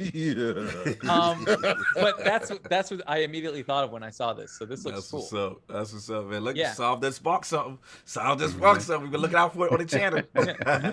No doubt, man. Salute. And other thing I want to say, last thing I want to say also, as far as like what I think is really cool is like the gaming family aspect. Like you really do things with the fam. You know what I'm saying? Shout out to the Laser wife. Y'all was playing Portal one time. I saw that was cool. Yes. You know what I'm saying? And then I want to shout out one of the funniest things you did. I felt was you had a series when your son was younger. It's like Get Wrecked, Son, and you was taking him through stuff, and it was hilarious. So what sparked like having bringing the fam and involving them with the channel? Well, during when we first had Tyler, he was around a lot, and like he like would follow me around, and I was doing a lot of shooting a lot of videos from home, and so he would want to be in the videos. He's in fact one of the first things he ever said was like, "Daddy, we make video?" and like he wanted to make videos with me. So I'm like, okay, but I don't think I play video games in my videos, and like it's gonna be rough for you because you're 2, and I don't think. And he's like, make video. And so I handed him the controller, and I'm like, all right. And I just turned the camera on and pretty much started playing games. And then when I obviously and clearly beat him very badly, I'm like, well, what should we call this video? Get Wrecked, Son. Yeah. And then my favorite part in those videos was when I was playing Injustice with him, and I was explaining to him what happened. Oh God, like, you played it. Yeah. And I'm pounding his son. I love this. Yeah, and then I would use the abilities, and I'm like, okay, now Daddy's punching you into space. Okay, now Daddy's punching you back down to Earth, and you're dead. There haven't been many of those videos on the channel anymore because he can beat me now, so we don't want that to happen. Yo, I just thought it was the most funniest concept. Yeah. It's like trial by fire with your child. Like you gonna show him the way. Get wrecked, son. You need to change it to when he beats you to get wrecked, Corn. Get wrecked, Dad. Ooh, get wrecked, Dad. But yeah, so cool. I might have man. to bring it back. Yeah, you gotta bring it back. You got he's deserved now. Like he put in some pain. Sounds hilarious, bro. King, it is hilarious. I was rolling, man. But salute to him. I love what you do with the family. And then the last question where I gotta ask is the name itself. Now, is it true that the urban legend is true that the name is from the tat? Yes, some tattoo involved. Or something I have a tattoo on my back of a unicorn that shoots lasers, and that is where the name comes from. The Lasercorn, yeah. Why? Yeah, so, why Lasercorn? Because I have a friend, Ryan Bonenberger, and years ago, God, I don't even know what year it was. It was again like the 2010, 2000. No, it was earlier than that. It's like 2009, I think.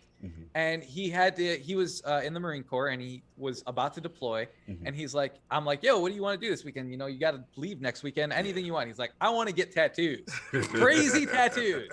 And I'm like, okay, I can think of something crazy. So we had a few drinks and spitballed a few ideas. And I obviously something like that had to have drinks involved. Yes, clearly. I came up with the Lasercorn, and his is actually better than mine. What he came up with, though. So a lot of people know about my tattoo. His tattoo is Samuel L. Jackson from Pulp Fiction riding a T-Rex and shooting a gun. And it's the best tattoo ever. You got that, and it's bigger than mine, and it's like all down here. Oh it's a phenomenal tattoo. Yeah, and we got those, and yeah, it was fun. And yeah, he's in South Carolina right now. Okay. But one day, he and I will get together and get second crazier tattoos. No. He's like, don't do that. King is having flashbacks right now. Like, no. You know what? First of all, that tattoo artist was wrong, because anytime you're inebriated, you're not supposed to get No. Bleed out all over the place. I said we came up with the ideas while drunk. I didn't say we got the tattoo. And then you still went on with it. He still went on with it. He went on with it sober. After getting sober, you're like, that's a good idea. That's a man of his word. That's a man of his The word. next morning, and with a hangover, looked at these scribbled drawings, and then we're like, yeah, this still seems like a good idea. Actually, when we showed up for our appointment, they like weren't ready, or they're like, oh, you guys are here. And we're like, yeah, we emailed you. We sent you the drawings, and they're like, we thought you were joking. You're actually gonna come in and get these tattoos. He's like, they can't be serious. No, we want the tattoo. Yo, so even the tattoo artist. The tattoo artist thought we were joking. Yo. Like, no, we want the tattoos. That is hilarious. What's up? We're a man of conviction. We're getting this done. Yo, salute to Lasercorn, man. Absolutely hilarious stories. I gotta ask the question that we finalized with people in the realm. I need Lord Lasercorn's top 5 video games or franchises of all time. Portal #1. I love Portal. The Resident Evil franchise, phenomenal. I've been playing. I haven't gotten to play the demo for the new one. Oh man, you got to put Maiden out there. Village, it's good. Yeah, and then can I combine Warcraft and StarCraft into one? Okay. Yeah. The Craft games. The Craft. I really like those. Yeah. Let's go. The real-time strategy, not WoW. I mean, I like WoW, but it was I didn't play that one. RTS. And then let's see, other franchises I love. I'd say Mario Kart is actually one of my favorite franchises. I played all the Mario Kart games. I consider. Oh, and I have the new Mario Kart that the Switch turns into a camera. Yeah. The Mario Kart track. My son loves that. King are the same. Okay, so let me tell you something. Right? This is something for this. When they announced it, derailing going on right now. You know, Amazon said that it's going to be available at this date, and you can pre-order it. I don't know what type of bots they got over there, but I tried to jump in and I wanted to get a Mario and a Luigi set. They were gone, literally in seconds. So every time I see somebody with their unicorn, right? Yeah, right, Lasercorn, you got it. And you and Boom are the only two people that I know that, like I said, I know that has this thing. How is it? Yeah, it's really fun. That's weird that it sold out because I got it from a friend. Although I think Nintendo, my friend Jovenshire, has a hookup at Nintendo who I think shipped it right to him. It's really fun. I don't know how much longevity there will be to the game, because it's kind of like, oh, it's fun and it's novel, but every time you want to play it, you got to set up all the gates and everything. So I don't know how many times we played it. We played it like maybe 3 or 4 times. It's fun, but I don't know how long it's going to last. And if one of the gates breaks, then you got to fix the gates. But it is enjoyable. And the funnest part of the game is just the random stuff that happens. Like I'll be playing and then my son will run across and then I'll see him in the camera go, and like try and dodge out of the way of the car and stuff. So that's kind of fun. And anyone with pets, you'll see like a giant dog on the screen. So that is hilarious. That's awesome. Yeah, salute, man. It's definitely picking up. I'm surprised a lot of people have flocked to it, and I just haven't seen it myself like King, but I have heard the experience is fun. And one more, you got one more. Yeah, I got one more. Gosh, for my final, it could be a game or a franchise. Yep, a specific game or a franchise. Important to Lasercorn, influential to you, your personal. I really enjoyed Chrono Trigger. Ooh. So fire. I might have to throw Chrono Trigger in it. Fire. Yeah. Bontis is smiling somewhere there. In slow mo, backslap. They have a huge Chrono Trigger fan. Salute. Last one. And I think this one should be easy. Let's throw this in real quick because I need his opinion on this. Oh no! And it's not messy. It's not messy. Don't do it. First off, they think I'm about to say the Zelda thing. Me and King got. I'm not. I'm about to actually flip this on them. Have you played the Mass Effect? Oh game? God! No, I don't actually play the Mass Effect series, but I heard with the I might get back into it. They're doing the remaster, right? Yes. Okay. Yeah, or I might actually get into it for the first time. The same guy that sent me the Mario Kart thing swears by Mass Effect. Yes. And I just I feel like a lot of people are judging you in that game. Yes, that is accurate. Judging is like, that is accurate. Remember that, yeah. That is accurate. Yeah, you owe yourself to play that trilogy. Amazing. Yeah. You know what I'm saying? I will. And the favorite console of all time. Ooh, favorite console. Only have one. Desert Island. What? I N64. GoldenEye, Smash Brothers, Mario Kart. My generation. Well, technically, he's not my generation, but he's one of the few that has said the N64. Because I'm tired of people say Pong and all this other nonsense. Nobody said Pong. Man. I'm sure we had a lot of guests. I'm sure you can find one of these people saying Pong. Oh my God! I'm done. Pong is not a console, sir. Yeah, actually it is. Oh yeah, actually on its own it actually is a console. Telling you it is. He age shaming us. Yeah, we definitely age it. You call yourself old, like you don't know how old we are. Fact. So the standouts for the 64. Why the 64? I gotta hear it. Why? Too many happy memories like GoldenEye, Mario Kart. They had Bomberman for the 64. Which the wrestling it was like games? that multi-level. The wrestling games you played them. What?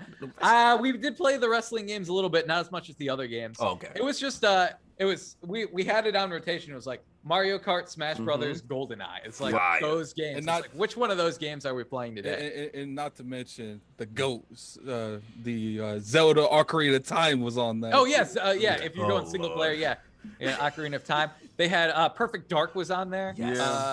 There were a lot of just too many great games. It was a classic college console. And not to mention, like Mario 64 probably single-handedly invented that whole genre. Yeah. Oh, Mario 64 was great. Salute, man. Tremendous gaming history. Love it, man. We got a couple more topics before we move on, but yeah, man. Outstanding. So, do we miss any super chats? Yeah, we got a few. First off, we have Smitty Smith with the $2 super chat, and Lord Saab. Thank you, sir. apparently, Dealer hates my guts. Dealer thinks it's a three-person podcast. Salute to Dealer Gaming. I mean, last time he was on, I was like, I don't know something like that. That's my fault for not being online. But you know what's crazy? He knew you was gonna read that. I know. Dealer, I'm inviting myself to RDX now. Yes, salute. Get him on the show. Doing to you. Facts. Then we got K Megan with the $2 super chat. What up, gamers and ILP? Connect was amazing. Yes. Another Connect supporter. Shout out to GRG Gaming in the building. Salute. Now, if only there was enough of you, they could have survived. We was the only people that purchased. For real. Everybody said that, Hey, I bought that Connect 2.0. I was forced to. So. That's why, What else we got? Then we got the board game Renegade with the $5 super chat. I have over 400 board games here in the Bronx Boogie Down. Oh, beautiful. Oh, love the Iron Lord's welcome to play with me. That sounds kind of creepy, though. That sounds nice. When the pandemic's over. Perhaps you should have reworded that, sir. Iron Lords, you can play with me. He's gonna have solve on one of those little rotating things. I'm done. I'm done. Moving on. Pause and time. I agree, Christopher. Pause and time. Moving on. Yeah, we're good. We're cool. All right, we're all good. So let's get into the poll and the topics. All right, last week's poll results are in, and the people have spoken to the question with the recent reveal of Microsoft's Q2 earnings regarding the positive health of the Xbox division. What has you most excited for the future of the platform? The winner of the poll at 63% of the vote was More Studio Acquisitions Group. Coming in at second at 23% of the vote was 18 million plus Game Pass subscribers. In third place, 12% of the vote was Xbox overall gaming revenue. In last place, with only 1% of the vote, was they still need to recoup their money from Bethesda deal. Shout out. Lasercorn's laughing. Lord Addict, your thoughts? They look like they want to do what you want them to do, which is the acquisitions. What do you feel, Addict? I mean, obviously, it's me. They're right. So, you know, we don't even have to go any further. Like, no one else's opinion matters after that. So, let's just go out of the first topic. And just solve yours definitely doesn't matter. You can't. What are you talking about? I was in that same boat. What are you talking about? Trying to agree with you. Yeah, you're trying to claim it. Look, no. Okay. That's right. That's all I have to say. All Addicts World. Anyway, moving along. Let's get into these topics, yo. So, Addict, since you're up, some big old school game that you haven't played was announced, right? Yeah, how is this your topic? Look, I wanted to hear some more smoke between you and Saul. That's why he did it. That's all this is. You know the funny thing? I'm gonna hold my bullets back. Me too. For the podcast. I already know. I'm not saying a damn I'm thing. not giving Saul the ammunition to destroy me on the debate show. Yeah, you thought wrong, Addict. This is gonna be a boring topic. Yeah, it's gonna be very All right, French. then fine. That's fine, It's man. about to get spicy.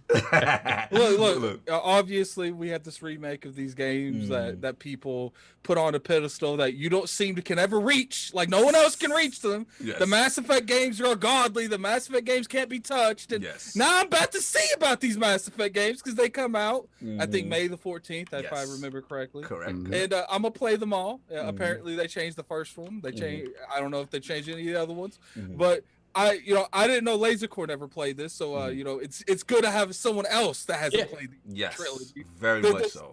This iconic franchise that you're scared to tell people you've never played. We're going to talk about it. So let's frame it a little bit. So pretty much, it's the Legendary Edition. You know, it's the trilogy. This is not including Mass Effect Andromeda. All three games, over 40 DLC, remastered in 4K HDR. Extra visual gameplay updates to Mass Effect 1, unified character creator through all three games, and Solve, correct me if I'm wrong, because FemShep wasn't in, and now... Well, FemShep, what they're doing is, I think the FemShep that they used in Mass Effect 3 is going to be the standard across all now. Correct. So we're doing that, and it's going to be forward compatible to PlayStation 5 and Series X. Tons of features, tons of enhancements. So let's get it over to Lord Lasercorn, who also has not played. Like, how excited are you? I mean, obviously you didn't play the original when they came in, but is this gravitating you now to say, you know what? Let me give this thing a shot.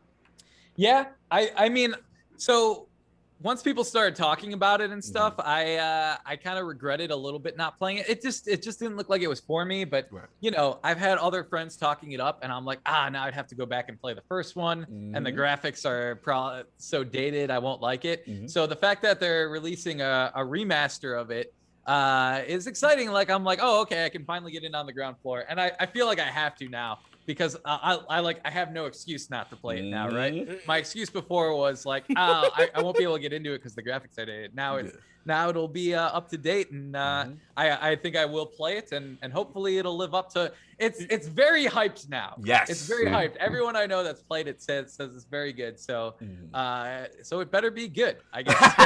I kid you not. I'm gonna come back and be angry at a bunch of people. I will be in podcasts, and they'll be like, and then like the Mass Effect topic comes up, and I won't even say nothing. I'm just thinking the whole time, please don't ask me anything. Please don't ask me anything, because it's like if you tell people you ain't played Mass Effect, it's just bad. Yeah. You get slandered. Are you a gamer? Are you dumb? Like, yeah. Very true. Have to admit that. No. So without spoilers, can you kind of sell me on Mass Effect, or is from the first one, Mass Effect 1? Yeah. Why do I need to play this game? Someone give me a sales pitch here. Can we set it off? Guess I'll set it off. Set it off. So Mass Effect 1 is, if you think about it, I mean, in general, just talking about the whole trilogy. But make sure you what they did with the Mass Effect trilogy is they set up a space opera. Basically, what they wanted to make their own Star Wars, right? I would say Star Trek. Yeah, actually more Star Trek, right? Yeah. Where the details of the world are more important than just like the big humongous events. If you look at the Star Wars movies are about specifically like the Skywalker family and the big events surrounding them. This is about creating a world, where you're basically talking to all the different species from around the Milky Way and the universe. So it is, it's a story that encompasses everything about that world, from the human interactions with aliens and what that means in that world, and what happens when they're threatened on a universe scale. On a galactic level. Yep. On a galactic level. So it is very much what they would call a space opera. It has very, very big ambitions. It's not a small thing they're trying to do here. So especially for the time that it came out The time it came out was, for a game to have ambitions like that, super it ambitious. was really something to kind of open your eyes at. It's funny we talk about it now, because you wonder after all this time, like, are we still looking at it with rose-colored glasses, right? Right. Yeah. So it's going to be interesting. Especially to go back. I had to. I don't know what you're talking about. Just wait, though. You just gonna let him say that? Yeah, I'm holding my bullets back, But bro. here's the thing, Lasercorn. And I know the song framed it well. It's like, the thing that also made it amazing was, in the story, this is humanity's, like, basically the rest of galactic civilization is advanced, and they have a say at the galactic UN, so to speak. The diplomat. There's a UN of alien races, and humanity now finally gets to the table. And the Spectre is your story. You're a Spectre. It's almost, should we say like a? So is there like a Spectre for every like species? No. Well, that's the thing. In the first game, you are you become the first human Spectre. And that has ramifications. Right.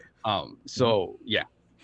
So we're going to spoil to it, but at the end of the day, again, it's the rise of humanity to the forefront. You represent that, and the thing that makes it so amazing is that, every choice has impact, and a lot of these civilizations have their own issues and racism between each other races. It's just a lot of complex issues, and then you have to form a crew yourself to solve galactic issues. So that's kind of the initial premise of it, and then it transforms into and I've heard like you could have people of the race that racism is being happen in that planet on your team, and not only are the people you're talking to's upset, your teammates like, yo, I have to pull you to the side a little bit. And it was the first game, not the first game, but you can truly pursue romantic relationships in its full. That was the best part. That was the best part. If you push the issue with certain characters, you could make things pop. You know what I'm saying? So it's a lot going on, and it made people truly connect with these characters.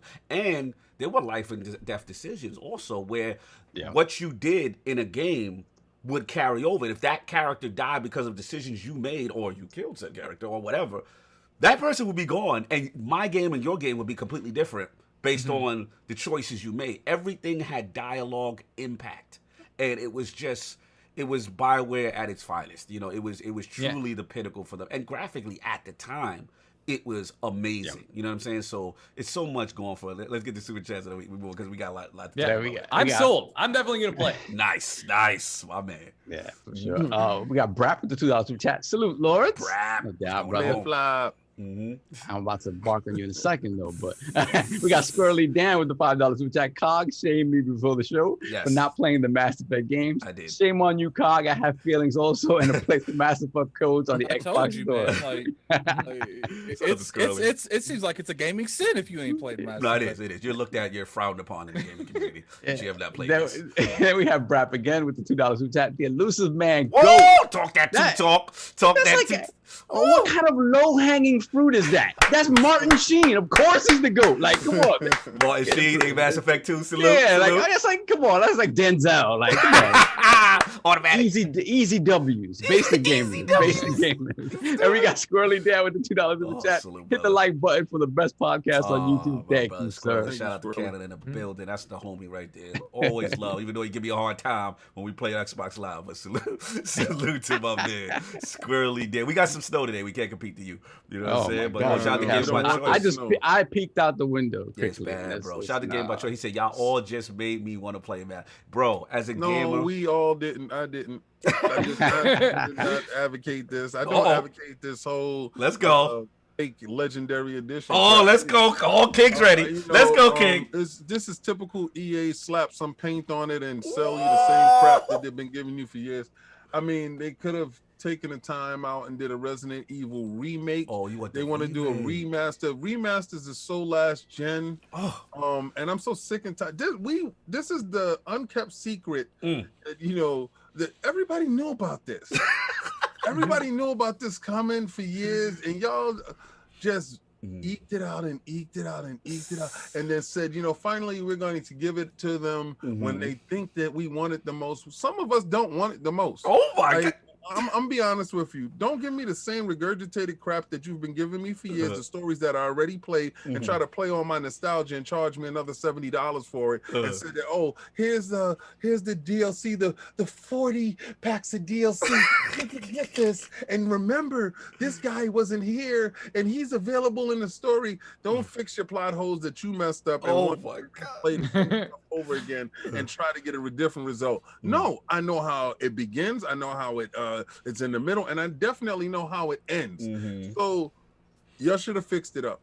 Y'all should have gave us what was, you know, you want my $70, right? And I will love to give you $70. Not really, you know, I'm a Game Pass. Let's be real here. You weren't gonna day one regardless what they did. Exactly. I wasn't. You know, if it was in Game Pass, I'll try it. They got. So then why are we having this conversation? No, but it's the fact that it's a lot of people out there capping at it. Why they cap? Wait, out there that's making people like you and Lasercorn feel.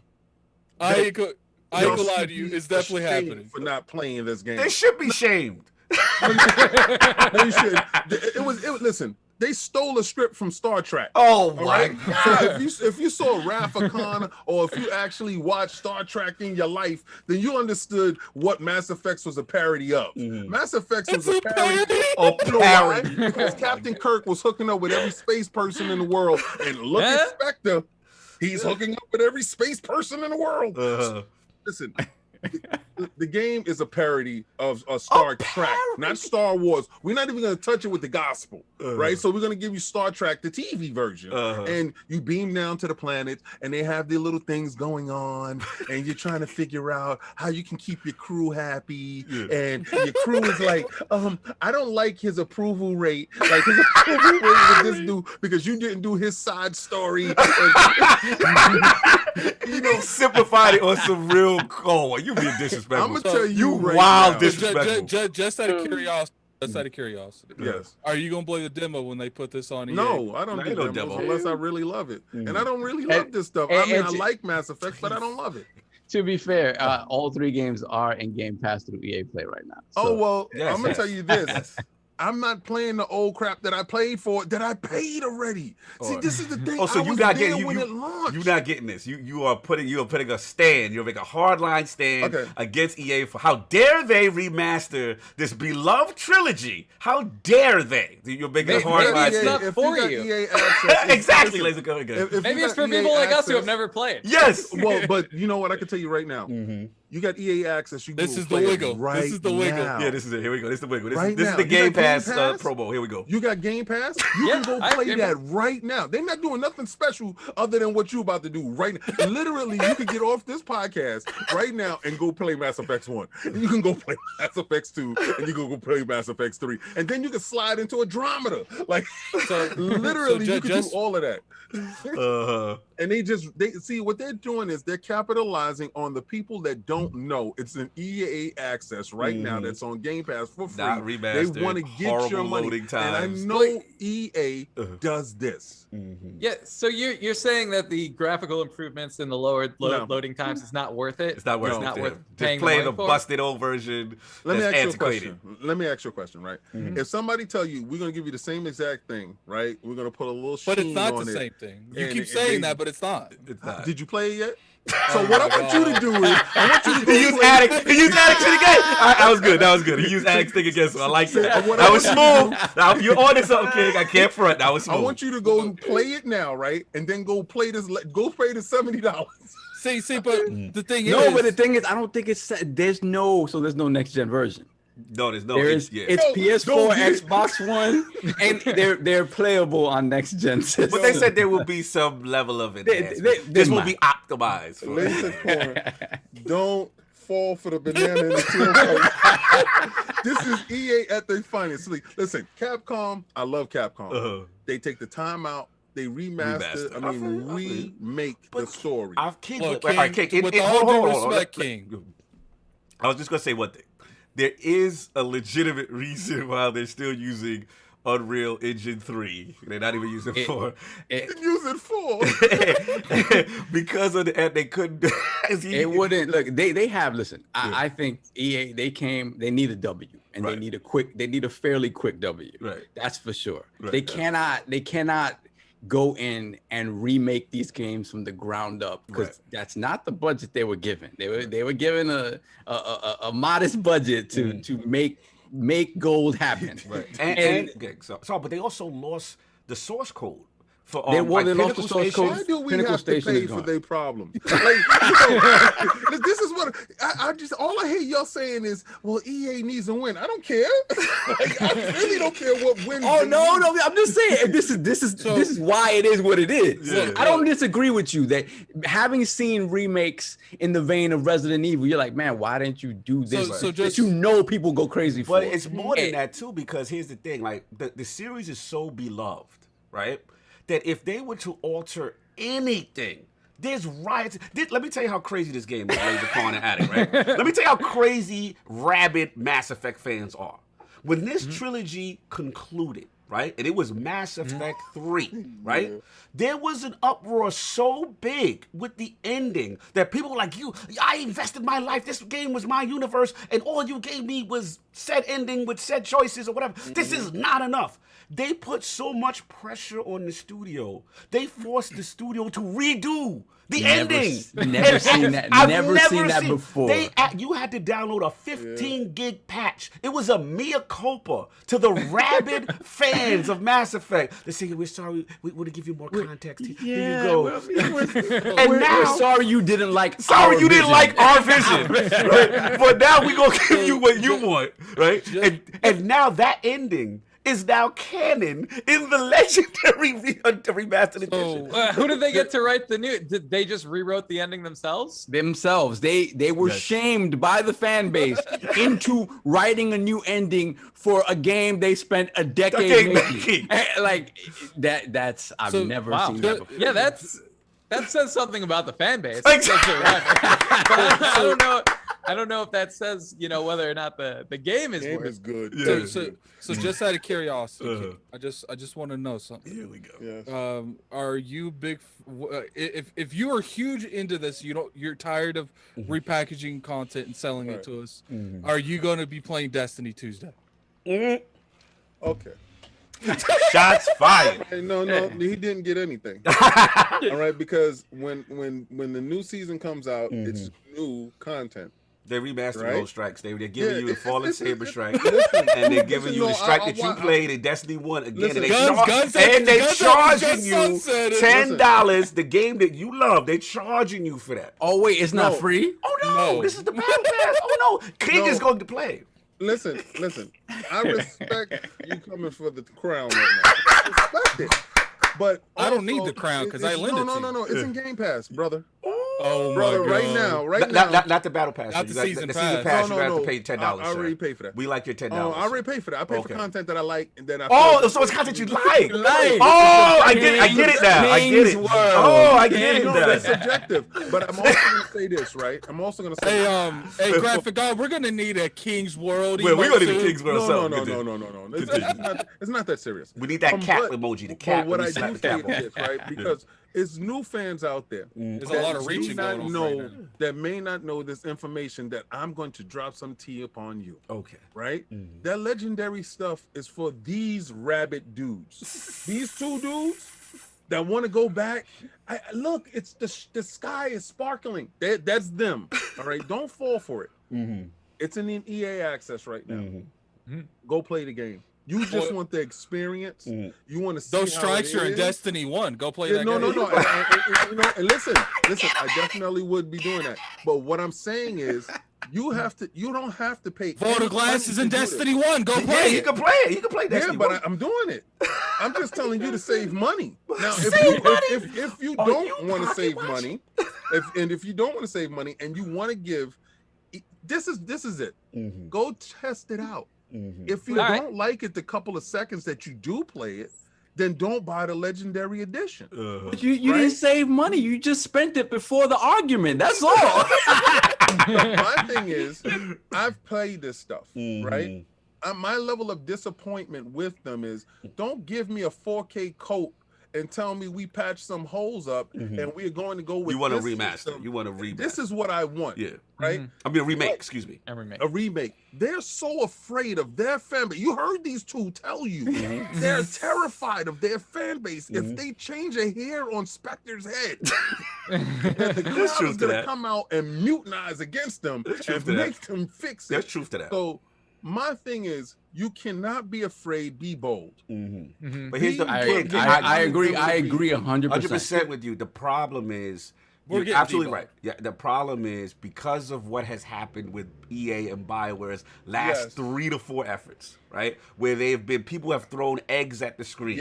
People are like, what the hell happened with Anthem? What the hell happened with Andromeda? This is the safe W. This is to get the fans back on pocket in line, because they're angry. You know what I'm saying? I have zero in this race. Right. Like, can we just admit that maybe they're bringing back this trilogy because they have another one coming out? No, that's a fact. No, that's a fact. That's a fact. They need to get more people on board. They got to get more people on board. Yeah. Like, you gotta, people like Lasercorn's child. Like, there's so many people that ain't even touched this kind of game. Yeah. Like you got people. Now, my brothers never played. Now the issue with that is like I was talking about before, is like the fact that these games at this point now are a decade older. Right. Is it going to be super detrimental to those games to not really update them in a way that a modern gamer is going to look at and be like, wow, this is awesome, or not looking at it and be like, wow, this is a nice sheen of coat of paint on an old ass game. I'll agree with you on that. Not taking the time to properly, to update them. My heart is just I don't like the greedy grab. Right? It's in Game Pass. It's in EA But nobody want to play the busted one with the old busted loading and the whack graphics. But you know what? It actually loads a little bit quicker. It actually looks a little bit nicer. Well, I'm sure the brute forcing of the consoles will do something. What they told me about Mass Effect 1, I don't even want to touch that. Like, until that remake comes out, I've seen the difference. I know what it looks like. Listen, I feel you. I get it. King, I do get you. I do get you. You're talking from a perspective of someone that has played. I'm talking from a perspective of limited time here, bro. And I get that. But first off, I would love if they would have put more time on it. They should have. But we don't live in that reality. So I agree. Look, at the end of the day, King is right. At the end of the day, it's the safe W. They want to just get some goodwill back. They've already announced a new Mass Effect game. So now you got a generation that hasn't played. You got a Lasercorn, you got an Addict. This is for them. It's really for, and it's for us for the nostalgia, the hardcore. Yeah. But it's really for them to say, hey, this was a great thing. Play this, and then now, it is later. It is equally for both though, because when they showed the new one, they made it clear that it was a direct it wasn't Andromeda, right? It was a direct continuation of the trilogy that the fans loved. Right. So it's a play. This is the obvious play to make, right? And you have to cash that chip in as quickly as possible. And I think I always go back to the argument about the boardroom. Versus the creative room. I think at EA, more often than not, the boardroom wins out. And I know they got a specific budget to make this game, and they said make it happen. Right. And the last point I'll say to King's point, and then we'll move on because I know we go along with this, is that the thing. We have to be real about. There are some missing things here. right? So one we talked about is Pinnacle Station DLC, which is not the greatest DLC, let's be real, but it is missing, and from my understanding, they lost the source code or whatever. We also know that this is going to be an Unreal Engine 3. They're reasoning that they would have to remake the whole game if it would have been in 4. You know, I'm with King on that. God forbid we work hard for your dollar. King, I'm with you. We break a sweat for your cash. King, I'm with you on that. That does seem a little lazy. I would have liked. I'm pro developers. I'm never going to say lazy, but I would have liked. No. I would have liked. I'm talking about the boardroom. Yeah, I agree. I would have liked. I'm not talking about the developers. You're right. I know the developers want to give you the best product. Facts. God forbid. Right. The developers are like, look, we got this amount of money. We can clearly, do it for this. clearly the boardroom said, no, you getting this budget here. It's lazy. Lazy was the wrong word. I meant to say cheap. Yeah. So this is probably how this went. The developers was like, look, this is how much we need to do. Like, we got that Unreal Engine 4. Yeah. Wait, what's this? What's this? Like, no. Use that old 3 that you got and put use your iPhone 7 to record the video. Okay, I feel you. So at the end of the day, I mean, it's still scalable on some level, but at the end of the day, and then it's 2 other points we got to make. It's that no multiplayer. Now the multiplayer from 2, especially part 3, is revered. It is really good. So I'm giving King ammunition. So there's no multiplayer. Yo, listen. I don't know about revered. Yo, listen. Revered. Go play it inside Game Pass where all the stuff that they taking out is there. Oh no. Oh, that's true. I forgot about that. Let's just be real here. They're doing this because right now, if they popped out another Mass Effect, they're gonna get the Solves, the Kings, and the Cognitos to buy a new Mass Effect. No, I'm talking about a brand new Mass Effect. Like, they don't want just them. They want the Lasercorns, the addicts. They want all of us buying facts. Facts. It's the only way to do it, right? It's the only way. But like I said, I don't know if a modern gamer who hasn't touched these games before doesn't look at that and just like, oh, that's a nice sheen on an old game, feeling game, on an old feeling game. The key is when a Lasercorn gets it, right? And he goes through his what's his experience like? Does he feel it? Was addict feel that way? You know, is it going to resonate with them? That's going to be the key. To be clear, man, even like I said, taking off the rose-colored glasses for a minute, like even back then, some of the conversation stuff felt stilted when it was happening. You know what I'm saying? Like you had so many different choices, especially I got to give a shout out to Fem Shep because Fem Shep was definitely better acted than regular Shepard, than male Shepard. So yeah, some of the conversation stuff feels stilted in comparison to what you see in a game like The Last of Us 2 or The Witcher 3. Like the conversation. Robot talking gonna fly down. Yeah. But imagine me coming back to the ILP after I play this damn trilogy. And I look at Cognito and I look at Solve straight in the face and I say, what were you guys thinking? No, listen, if you're not feeling it, you're not getting past the first 2 hours of the first game. I know you. You're gonna drop it like a bad habit. I would advise you, if you're not happy with Mass Effect 1, you can clearly have a greater experience in Mass Effect 2. And then we can revisit. I mean, Mass Effect 2 is the more basic experience. You might like that one. You gonna stop, Saul. You gonna stop. That's our debate show. All right, time. That's the debate show. That's our fight. That's our fight.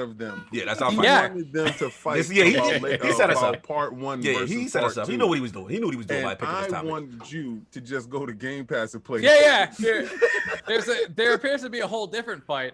There's the just play the original versus wait for the remake, and then there's also part 1 versus part 2. You know what's funny though? In part 3 is so good though. So good. Everybody just keeps it out of the comments. Nobody bothers with part 3. Anyway, it's fantastic. Last 2 points, and then we gotta move on. We killed this topic.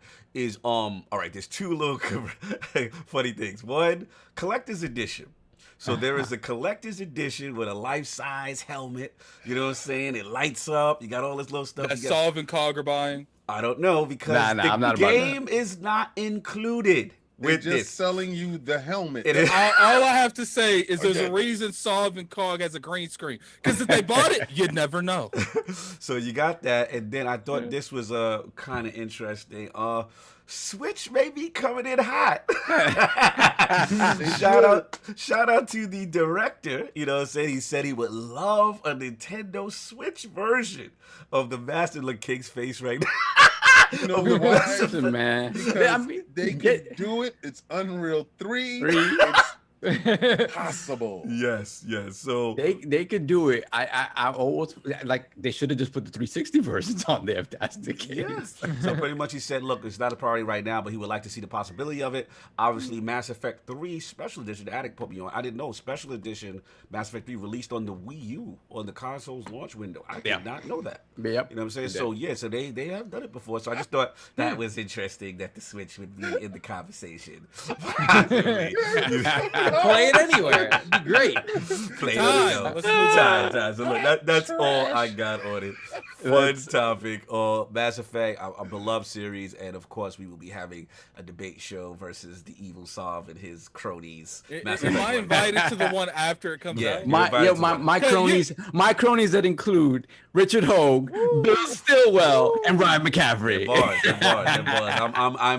I'm assembling my crew, and we shall meet in the debate battlefield. Cog shook in his boots a little bit. No, he's got some heavy hitters. That's a And see, I forgot Lord Ainsley. Bowden, yes. Oh we got some my heavy hitters. God. But I got some I gunners. think We will reveal the gunners for you. You know what I'm saying? So we see what's up. But look, that's what I got. We got to move on into the next topic. Let's get these super chats. Get the super chats. Yes, please get the super chats. We got Squirrely Dan with the $2 super chat. Grats on the snow. We sitting at minus 45 to 3 to 4 days. Oh my You goodness. can keep that yellow life. Yeah, you can keep that. I'll take the snow. No, thank you. I'll take none of it. Then we have the Living Flame with the $2 super chat. I do agree with King, sadly, Demon Souls treatment. Now, I think that's being a little generous. Demon Souls got an entirely, new coat of paint. Yep. This ain't that. This ain't that. So, You're gonna find out what it really is. Right. then we got Pixel Bit Z with the $2 super chat. I'm mad at King because he's right still. King out here folded on nostalgia. Then we got 108 Dragons TV with the $5 super chat. Good afternoon, Lords. I'm not buying this again because I've beaten all three times apiece, but they still be dropping in a year on EA Play, which equals Game Pass. That is for sure. They will be there in a year after they launch. That's for sure. No doubt. And we got JD Gamer with the $10 super chat. The problem with it is that the new Mass Effect isn't coming out for at least 2 years, and you need to get a new generation pump for Mass Effect. That's what it is. And to me, it needs another year of development to be the game it should be. That is true, though. Like, you often risk... Like, I honestly, Those same suits thing. Like, ain't giving them another year. yeah, and that's the thing. They need the W soon, but the new one isn't coming anytime soon. So you can get people pumped, but oftentimes you want to have that sort of that rush from having played those last ones immediately translate to a new game 6 months later or something like that. That's not going to happen. So yeah. So are we good? No, we got one more. One more. We got $5 super chat from JD Gamer, giving another year. Oh, did you say all that? No, this is a new one from JD. Oh, get $5 super chat from JD Gamer, given another year of dev time, could have moved the Unreal 4, completely overhauled Mass Effect 1 the way it needs to be while pushing Mass Effect 1 and 2 to the next level. That's it. Yeah, and it's but again, that's not their fault. I'm sure they would have wanted. Listen, they know the win that they need. Right. They know the win that they need, and this is treading water because again, for some people, it's like, oh, great, I'm just getting it back. I'm one of those people. Right. But there are a lot of people like King looking at it like, really? I got it in Game Pass. Really? So you're not selling me something I got parked in my garage. I'm not doing it. That was good. Are we good, sir? Yeah, we're good. Right, look, so this is me, man. I thought this was a fun topic. Yeah, it looks like we did hear rumors after the the ZeniMax thing with Microsoft, that shout out to Lord Satya, that they are still going to be in the acquisition business, right? So a lot of rumors have been flying. I thought this was a fun rumor. Again, rumor, take this with a grain of salt. No one is saying this is definitive. These are rumors, so I have to state that. So shout out to the White Report on Twitter. You know what I'm saying? Wow. What is this? I'm just giving it the source name. Shout out to the White Report. Yeah. Leave it to Cog to bring this. Why y'all be leaving to? Shut up, man. Am I on the right podcast? Are you on the right podcast? Microsoft in talks with Sega and Konami to partner with Xbox Game Studios in Japan for development of exclusive games. So apparently this thread is in Spanish. Again, take this with a grain of salt. It's just getting worse. But this is a fun rumor. We got to talk about it. In the Spanish table and wrestling. Shout out to Galavish. Shout out to Galavision. Cog sent me that tweet. It was like translated. Translating tweets, you know. This is spicy. These are acclaimed Spanish sources that we must parse through. Man. Like, you know, I speak fluent Spanish, and sometimes you gotta wonder, man, where they getting this information. Shout out to 41 Nauticus. I like to be able to. He said, I'd like to add a couple more details for the original thread. Okay, Xbox would have access to the intellectual properties and creative heads of Sega and Konami. Sega would keep its pachinko division, which is now, we know, a separate entity from its game development division. And that we know is true because we know that they've recently, Sega has separated the business. Yeah. There's always been a problem with any corporation trying to acquire them, that the pachinko arcade stuff and the game. Nobody want no pachinko machine. Right. They were... right, who the hell wants a pachinko machine? We definitely don't want any of that. It's like somebody going out right now and buying an arcade room. Especially in a pandemic, you know, the business right? not going No. good. So again, it said, and then the final part of it is Konami will allegedly had conversation with Sony regarding a partnership of a similar fashion in the past. So again, nothing says grain of salt, nothing confirmed. Now also the source said that it had a person that had connections to Windows Central. Shout out to Lord Jazz. He jumped in front of it. And he was like, nobody at Windows Central has discussed or claimed to have any information on this. But then the guy kind of replied back and said, I'd like to clarify, the original poster claims his source does not directly work for Windows Central, but is rather heavily linked to it as well as other Microsoft divisions. So here is the rumors. That's what we hear right now. I want to get this to Lord Lasercorn as far as potential Microsoft signing Sega and Konami. You know, do you, one, think there's any truth to it? But two, and also if there is, what do you feel about it? Would that be good acquisitions for Microsoft, do you think? Yeah, I don't know. I feel like Microsoft might, light a fire under Konami, and maybe we get Silent Hill or something. Because they'll give that IP to that studio they bought with Bethesda. Mm-hmm. Yeah. But because Resident Evil's doing so much, and I know the Silent Hill fans are not happy. So yeah, maybe a good thing. But any truth to it? I mean, I don't. You've got a Spanish tweet that these are reputable sources. Yeah, I've never heard anything about this. Not that I'm super up on everything. Are you questioning the authenticity of the White Report? Yeah, I am. I'm sorry. It's a fun rumor, but as far as any truth to it, I'm sorry. Who did you say came out and said that we're not in talks? Yeah. So shout out to Jez Gordon of Windows Central. He just said that Windows Central did not say this. That's all pretty much. Right. Because the source, the Spanish source, said that they had a contact that was close to Windows Central and Microsoft division. So Jez had to get in front of that. But continue. The contact. It seems like if they're coming out to distance themselves and say, "Whoa, hey, hang on," then you might not be having a whole lot of truth to that rumor. I could be wrong though. I could be wrong. Right. Crazier things have happened. No doubt. Yeah. Now, or it could have been they jumped the gun and the Windows Central's like, "Yo, we don't want to be linked to this leak." Yeah. Sure. So, I mean, what about Sega? Does Sega excite you in any capacity for Microsoft? Like I said, I was a Nintendo kid growing up, so I didn't even play a lot of the, the Sega mainstays like Sonic and stuff. So, no, not really. What do they have? Sonic they got like get you. Sonic and Crazy Taxi. Yo, you still the disrespect. It's The like, disrespect. Sorry, how dare you, Lord? Look, he's the only hot IPs of Sonic and Crazy. Sonic and Crazy Taxi. You're not looking for that remastered Crazy Taxi. That doesn't get you pumped. Oh, I know this chat. They're in mid. Persona 5 question mark. Facts. We get. I had to ball the Lord Laser Girl. That was funny. That's funny. No, Lord Addict, man. What about these rumors? Would this excite you, Sega and Konami? I don't know where the Konami thing came from. Like, I think that was thrown in there out of nowhere. Yeah, like, that's why this whole thing, Rick, is where did Konami come from? Like, I think there is a lot of truth going on to what's going on with Sega, but Konami, because they're up for purchase. I'm sure there's a lot of places. WB's up for purchase. I mean, we did say Microsoft was buying that. Never mind. Yeah. But you know, like, look, here's my thing. Microsoft does not need Konami.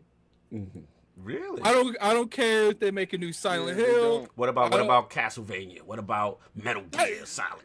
Ooh, yeah. It just depends on how much it costs them. Like Sega, let's say they buy Sega and Konami, like, first off, are they even linked in any way, shape, or form? Who those two specifically? Sega and Konami? No, that's the thing. That's why it's like Konami. How many studios is Konami? Hey, chat, tell me how many studios Konami has. I know one of you know. Like, I just, like, I don't bully the chat. Bully the chat. He's like, yo, Google. Google that tell chat. Me how many they got, Google? I mean, look, Gene said 0. Look, I don't see any value in Konami. Now, I see value in their IPs, but you know, clearly they're not doing nothing with them. So, I mean, you're reading it wrong. What? You're reading the white Y'all keep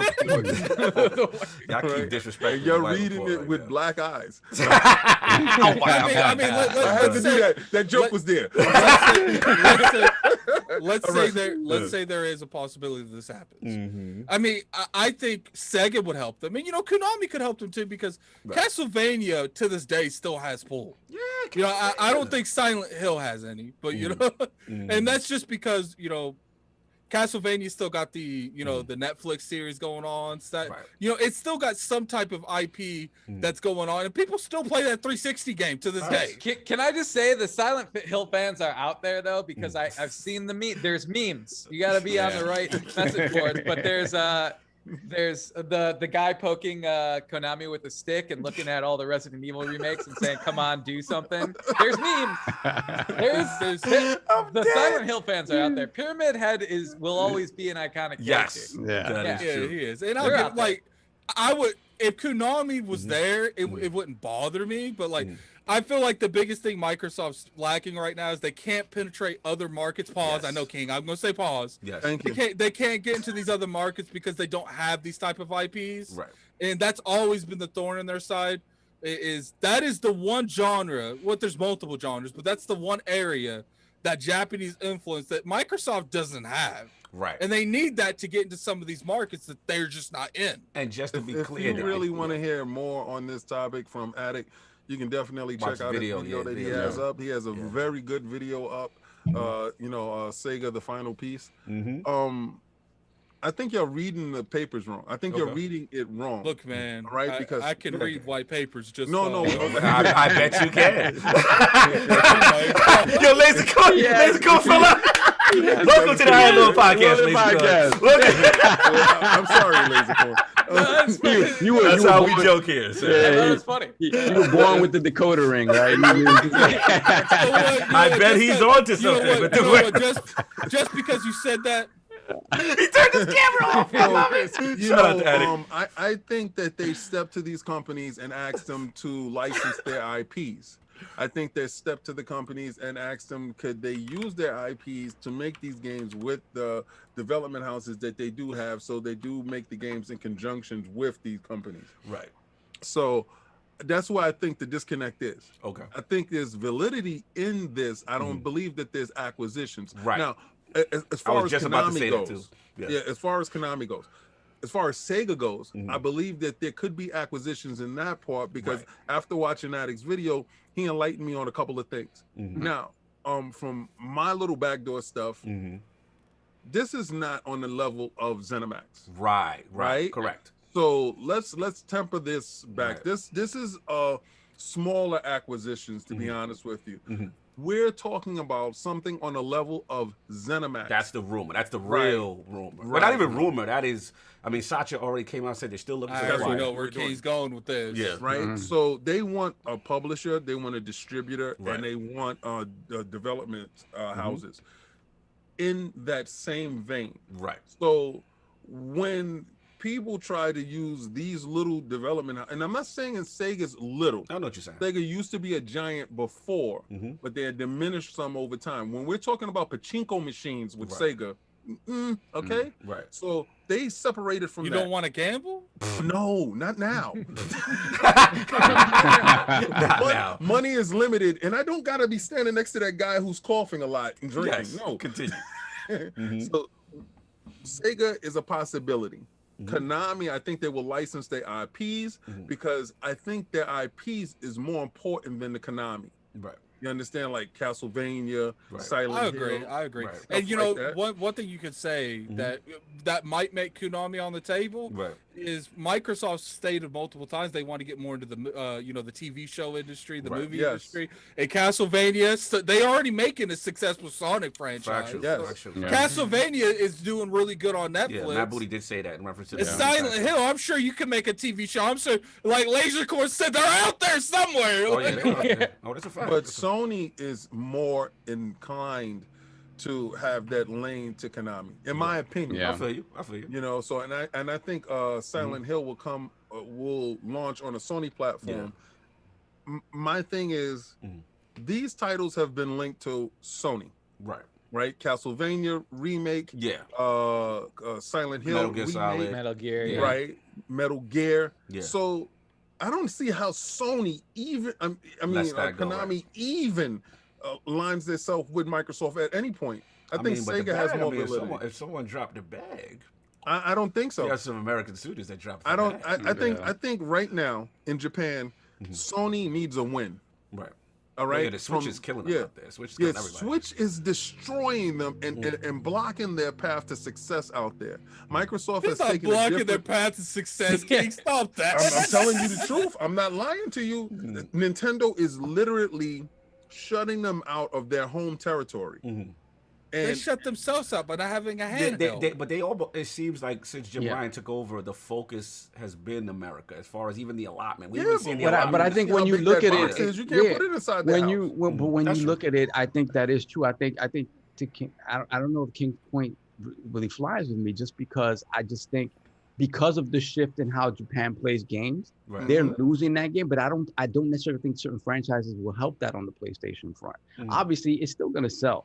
But the problem is, I would see, like, if Konami got in bed with Nintendo and gave you a new Castlevania on the Switch, that's crazy. That's going to move the needle. Yeah, that's going to move the needle. Getting a new Silent Hill, great, but I think it does go back to, I think those games in this time period appeal more to Western gamers than they do to Japanese gamers. I just think the way they play is so different, and they haven't seen that type of game. Now, if you give me a Silent Hill game on the Switch, no matter how gimped it is, I think it's going to do well just because it's a Silent Hill game. But I think at the end of the day, those properties mean more to the West than they do to Asia now. It just feels that way. I think we big those things up more than they do. Right. I mean, we gotta see. This is an interesting topic. I definitely want to get one other point off in reference to obviously the rumors is still partnerships. That's another thing I want to clear, as opposed to acquisition all the way. And the only point I throw on it is that, for this, listen, I'm a Sega kid. I know Lasercorn's in the I was a Sega kid. And for me, this is what it go, King? He's so mad he lost. This is the Phil Dominus Maximus, you know what I'm saying? Aurelius move for me as a Sega kid. I would like to see Sega. So hold up. Yes. I got to call you out a little bit. Oh, here we go. Call you out. Let's go. You told me that if they bought Sega, you would forfeit. He's better than Peter Moore. No, you would. He's better than Peter Moore at that time. That just won. No, I don't know if I go there. I don't know if I go there. I think his just one is separate. Why we gotta take that? But anyway, listen. At the end of the day, picked up, that's crazy. At the end of the day, saying Peter Moore. The reason why I love him so much is because he was there during the Dreamcast where he was that guy, and then he kind of spiritually successful and brought a lot of Sega properties over to the OG Xbox, right? But and he was the one that says the famous line, that King loves, which is like, yo, they killed my Sega, so that's why I had to ride for Xbox as far as Sony and stuff. But for me, you know what I'm saying, to revive them, and now that, because again, people tell me it would never happen because of the Sammy thing, their pachinko machine, the way the business is run, blah, blah, blah. But they already made moves to separate those now that the businesses. moves is made, to me, again, not saying that all this is true, but they are little tea leaves that, yo, this could be possible. It's like I said on my video. Right. There's things that definitely set up. It's like I said, Konami came out of nowhere. I don't even know where that came from. But like in terms of Sega, you know, all the Yakuzas are in Game Pass just about now, and it's not even necessarily that they're in Game Pass. It's the fact that I haven't seen one leave. Right. No fact. And normally they have like a 6 month to a year. I'd assume one would have left by now. They keep adding and it's like all these little tea leaves again. As a Sega kid, excite me. Then Yakuza Like a Dragon exclusive or whatever. I said it in June. If y'all go back to the footage in June, I told you in June. Oh yeah, you said that. Sega was on the table. I told y'all about the pachinko machines. I told y'all about Microsoft buying the Sega old building that's in downtown Tokyo. All those things line up, and in business, we all know that we have to wait for contracts to run out. Right. Line up. So this could have already been in the works. This stuff could have already been done, and then you know the Konami renting IPs or purchasing IPs and still holding on to certain stuff. It could be on the table. Facts. I mean, we don't know until I think after this ZeniMax deal is done and the tape, and we're gonna learn a lot as soon as the ink dries. We're gonna learn a lot how they gonna move based on how they actually with the joint. So that's the key. And shout out to Makai in the chat. You know, for me as a Sega kid, just the reimagining of all these classic IPs that they could be sitting on. A new Shinobi, a new, you know what I'm saying? A Golden Axe RPG. Like, you know what I'm saying? Like, there's so many. And they ain't done none of that. Why you gotta? Here you go. Throw it away. Anyway, like I said, just the idea of, you know, licensing that out and just aiming for the cloud. That's right. I'm aiming for the cloud. We got the Streets of Rage, so why couldn't we get that next? You know, I mean, it's stuff like this. Shut up, man. Anyway, we got wow. List. So let's welcome to the round. So let's get the super chat. So we gotta move on, and then obviously Lord Lasercorn. I know we got your 2 hour limit. You know what I'm saying? I don't know how much time you do have with us, or if you want to rock out for the last topic, because I want to be respectful of your time, sir. How you doing on time? Well, how long's the last topic? We'll be quick. Let's stick around. All right, no doubt. Appreciate you, brother. Appreciate you. I just want to be respectful. Let's get the super chats off. We got Lord Roughness. My man. What's going on? So hope the Sega rumor is true. Like you grab me by the collar. Yes. Oh my God. So hope this Sega rumor is true, and would love Microsoft to bring back Virtua Fighter. You and I. Yes, sir. God, aiming for the star. Yes, sir. Yeah. I think you gotta stop that. You gotta stop. I don't like you with this aiming for the stars stuff. Stop. And we got JD Gamer with the $5 super chat. Sega is the cure. With Sega, we get Persona, the devs of Halo Wars and Age of Empires.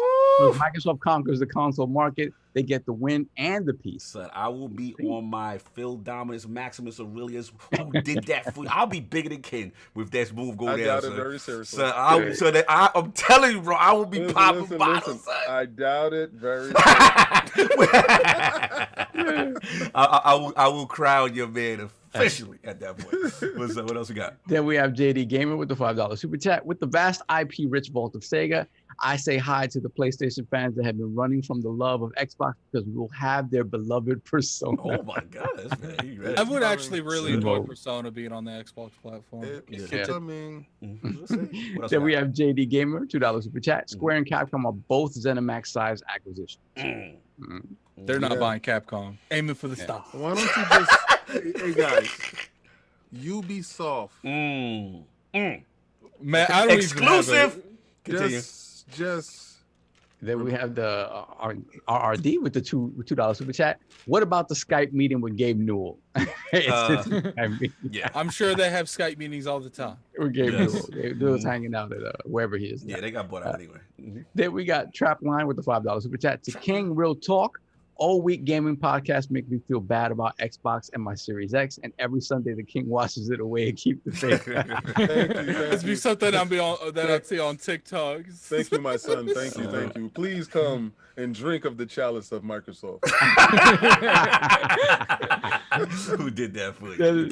Then we have Jean-Marc Louis with the $2 super chat. Give me a new Altered Beast. Oh Lord, on Series let's X. go. Let's go. I'm with you, man. Did we shout out the Liz? Everybody throw the crest up for the Liz. Yeah, man. for the Liz. That's the homie. Welcome your brother. That's our Destiny brother. Yeah, we're working on some stuff. Listen, guys, we're working on some stuff to get y'all more amped up, more pumped up, system giveaways and stuff like that when they become more available and stuff like that. Yes. We got some crazy guests there. Oh yeah, we got fire. You know what I'm saying? So salute to that. Lasercorn actually sets that off. Yeah, Lasercorn set it off for us, man. He's the Avalanche. Yes. You ain't right. right. I actually like the 1080 Avalanche games. That's besides the point. Let's go. Let's go. Move on. We all caught up? Yeah, we're good. All right, cool. So, Lord King, you're up. Final topic, which is quite humorous. Stadia. Google Stadia. Looks like you want me to set it up for you, sir? Please. Okay, so Google Stadia, man, shutting down internal game studios. So, yeah, man, first reported by Kotaku, they're going to be shutting down internal game development studios and refocusing on offering their tech to third-party publishers. This closure, King is laughing, this closure will affect approximately 150 employees. Google will also try to find new roles for those at the company that were impacted. So, yeah, it looks like they are getting out of the first party studio business. Why does King have his Xbox star to the camera? King, the floor is yours. You brought this topic to the round table. What are your thoughts, sir? Shout out to the slayer of men, the great Bill Stillwell. Yes. xCloud was the far superior tech, I believe. I don't like your board meeting talk. I don't like your corporate king. I don't like this. I told you. Why is he UK corporate king? UK why does he have king. an accent now? Notice he's doing like the chin up thing. I told you. I told you. That's the great Poopa. What would happen if they did to play in this arena? Somebody says something about this Phil Luminous dude. He coming for me. Somebody said he was the true light and shining armor. He was the way. He was the word. I told you the word was dead and he was not the way. I told you Stadia was DOA on arrival. And you laughed at me. You said, the king, they have money, they have buckets. This accent, I can't do it right now. And I told you, I don't like him right. They had muscles with no conviction. They squat without direction. They hurt their back. And they out the game. They said literally, hey guys, whatever you're working on, shut it down. Get it out the door. That's how they went. And we're gonna reallocate you guys to Google Glasses. Oh, that's done too? Google Glasses is done. Stadia is done. Okay, all right. Don't worry, we can send you over to search engines. Get to search engines and work over there. They'll always have search engines. Everyone goes to go. No one's ever gonna Bing anything. They'll always have the search engines. Put them on Chromecast. But right now, they are doing the logical thing and licensing out their wonderful tech. Now, I must say, if anybody has got a chance to try Stadia on any device, you realize that the tech itself behind the product is fantastic. It's incredible that they get this thing running in a browser. It was genius in doing so. Just they didn't support it to the level, and we knew Google would not do this. Now, this doesn't mean this is the death of Stadia. This means the spec still lives. The tech still lives. Right. Who can benefit from this? Now that you're looking at that part, Sony can benefit from this. Sony doesn't have the infrastructure, let's say, they did to partner run. with Azure. They did partner with Microsoft. They have Azure. But if you can link that with the Stadia tech, and I believe that you can, you can be able to have a viable cloud-based instantaneous type of system that can run up to 4K. So I don't believe Stadia is dead. I think this is a reimagining of them. I think they saw exactly where their pitfalls was and how much it will cost to get them into the game. Microsoft's has taken almost 20 years to get to the part where they are now. I don't think Stadia had those legs or had the foresight to even think that they can achieve that type of level. So they know by licensing tech, they can achieve something. They can get back their what they spend out on this. You know, they can recoup on their costs. Fair enough. Lord Lasercorn, anything surprise you? Stadia getting out of the first party business? No. I didn't believe in Stadia either. I didn't think it was going anywhere. But it does seem to have some interesting implications as far as like because I know MMOs are kind of limited by like servers and stuff. So if everything is happening server side, so like I don't know who could benefit for this, but maybe people running MMOs, maybe Blizzard, I don't know. But also, what were they saying? As far as there's something else interesting with Stadia that I really like. Oh, well, the whole problem with Stadia is it's limited by internet connection, right? So if your internet sucks, you know, it's gonna be buffering all the time. So, I mean, maybe it could come back when everyone has, you know, like satellite hyper fast internet, you know, and it's not a limiting factor for most people. I just feel like too many people right now don't have the internet infrastructure to play it. Especially in the United States, like we're so far behind the curve when it comes to internet. Fresh. Salute. So super chat to then you. We got Jean-Marc Louis again with the $2 super chat. Stadia is going the way of the dodo bird. Then we've got Gerald Mack with the $10 super chat. The gaming community should be happy Microsoft is on a high enough level monetarily speaking to save us from Apple, Google, and Amazon with the purchase of these gaming companies. Shout out to the ILP. Salute, salute, brother. Thank you. And we got One Bad Mother with the $5 super chat. Mother, that's my guy. No doubt. Phil Spencer stealth destroyed the Stadia from the inside where he gave Phil Harrison that glowing referral. Yo, that's foul. Yo, you see what they doing on Twitter? They associate Phil Harrison with every failed project. They bad. I mean, they're not wrong. They not wrong. He was on PS3. Time. Real quick, PS3, Xbox One, and now Stadia. You backed the wrong Phil. Oh, man. Then we got Smitty Smith with the $5 super chat. Well.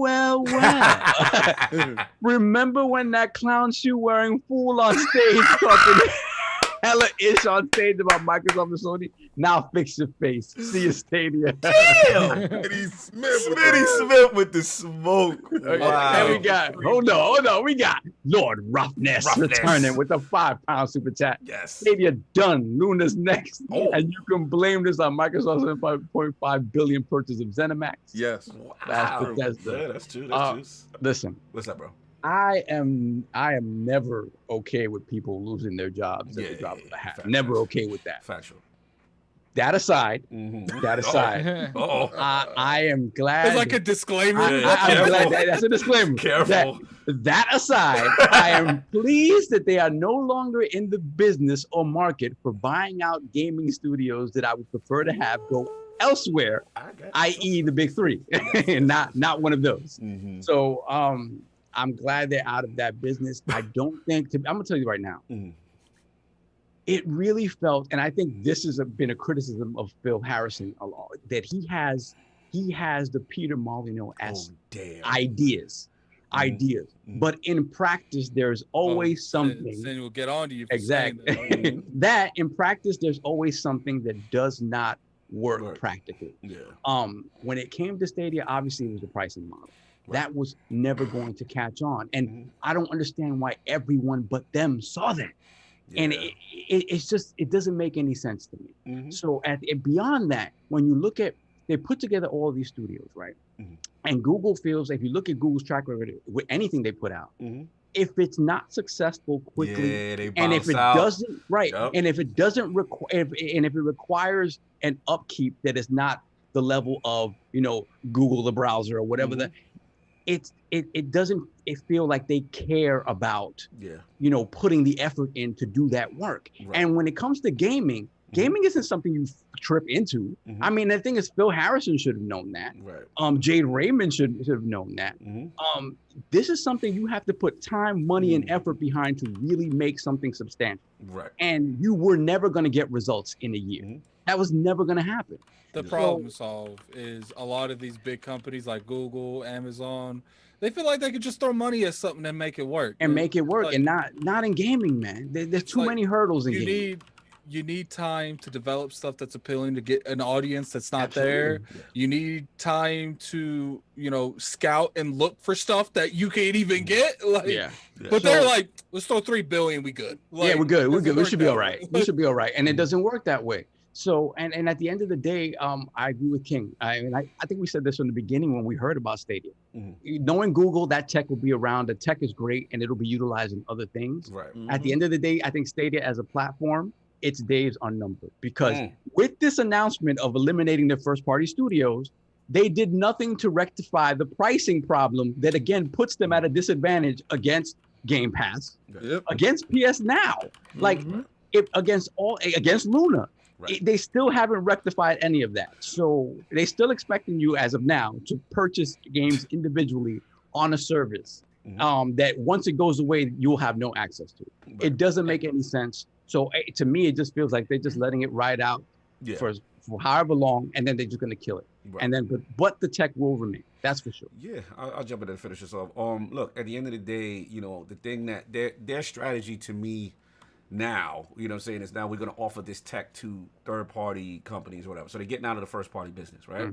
So to me, I still think what they're doing is they're not doing what Microsoft's doing. Microsoft's doing the studio play.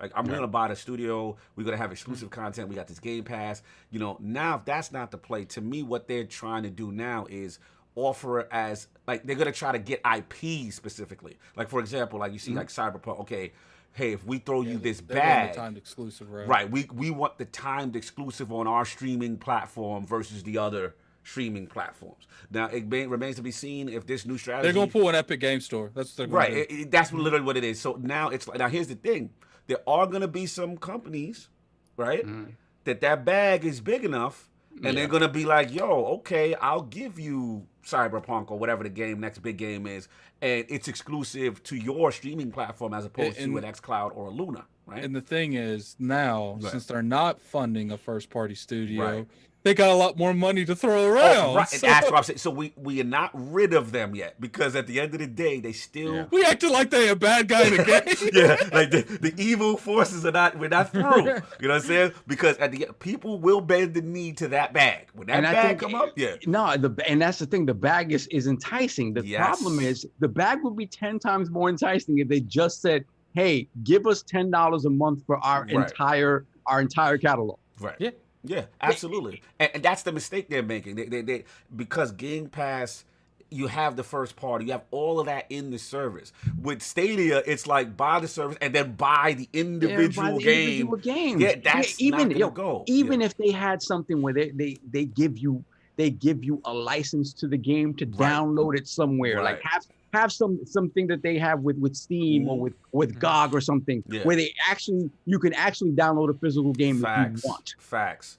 And the other problem is, again, now they jump ship out of this first party. You don't have any unique exclusive content. You know what I'm saying? Like, you don't have any compelling. Now you jumped out, and I'm surprised they jumped out so fast. Like, they jumped out of that fast. And shout out to homegirl, was it Jade Raymond? She's the one that did like the Assassin's Creed. Like, they invested money into this. Like, they like, when I saw the names that they had lined up for their first party studios, I was like, oh wow, they look like they taking it serious. Like, these are some heavy hitters in the industry. Now all these big hires for the most part are laid off. And look, we're gonna see if this shift to third party works out for them. I don't know, but it was very interesting to see them pull out that really quickly. But that's all I got. Let's get the super chats to get up out of here, man. Okay, we have We have Smitty Smith. No, we got that one. We got the Rubber Knob with the $5 super chat. Shout out to the Rubber Knob. We have breaking news. Surprise twist. Microsoft buys out Stadia Studios, saves them from the bushes. That's crazy. That's crazy, man. So we yeah, I think we're caught up. All right, no doubt, no doubt. So let's get this final ILP poll. Get up out of here. This will be up on lordsofgaming.net, y'all. So check it out. It's up now. You can make your vote heard. So please go to lordsofgaming.net for this. The polls are now going to be there permanently for the show. So with rumors of another potential Microsoft studio or publisher acquisition this year, which company would you prefer Microsoft to acquire? The choices are A, Sega, Japanese presence and classic IPs. B, Bungie, makes sense after the Destiny Game Pass deal. C, Konami with Metal Gear Solid, Castlevania Silent Hill. Or D, I don't care. Y'all still got to stop Stadia from snatching y'all IPs. So shout out to everyone that is going to go up. Again, go to lordsofgaming.net. It's up there right now. Make your vote heard. Check us out, man. It's lit. And of course, shout out to Lord Lasercorn of the Lasercorn. Thank you guys so much for having me. This was a blast. Oh, brother, thank you for hanging out, rocking with us and all our foolishness for the entire time. Yeah, no, this was fun. I appreciate you, brother, man. Tell the fine people where they can find you and what you got going on, sir.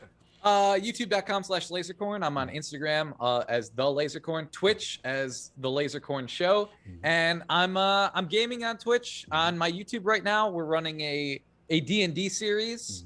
So it's remote, and so we're doing that. That's got about 3 more episodes left, and yeah, that's kind of what I'm doing right now. Appreciate you, but thanks again for taking the time. Busy schedule. Really appreciate your story. Was amazing. Love hearing all the stuff you got planned and all the stuff you. I love hearing you guys argue. Yeah, we was light today, to be honest. We was light. We try to keep it a little less messy when we have guests. Yeah. We try to behave a little bit in front of company. Well, thank you. Yeah, salute. It was fun. It was absolute really fun. pleasure, man. Lord Sov, where can the fine people find you? What you got going on, sir?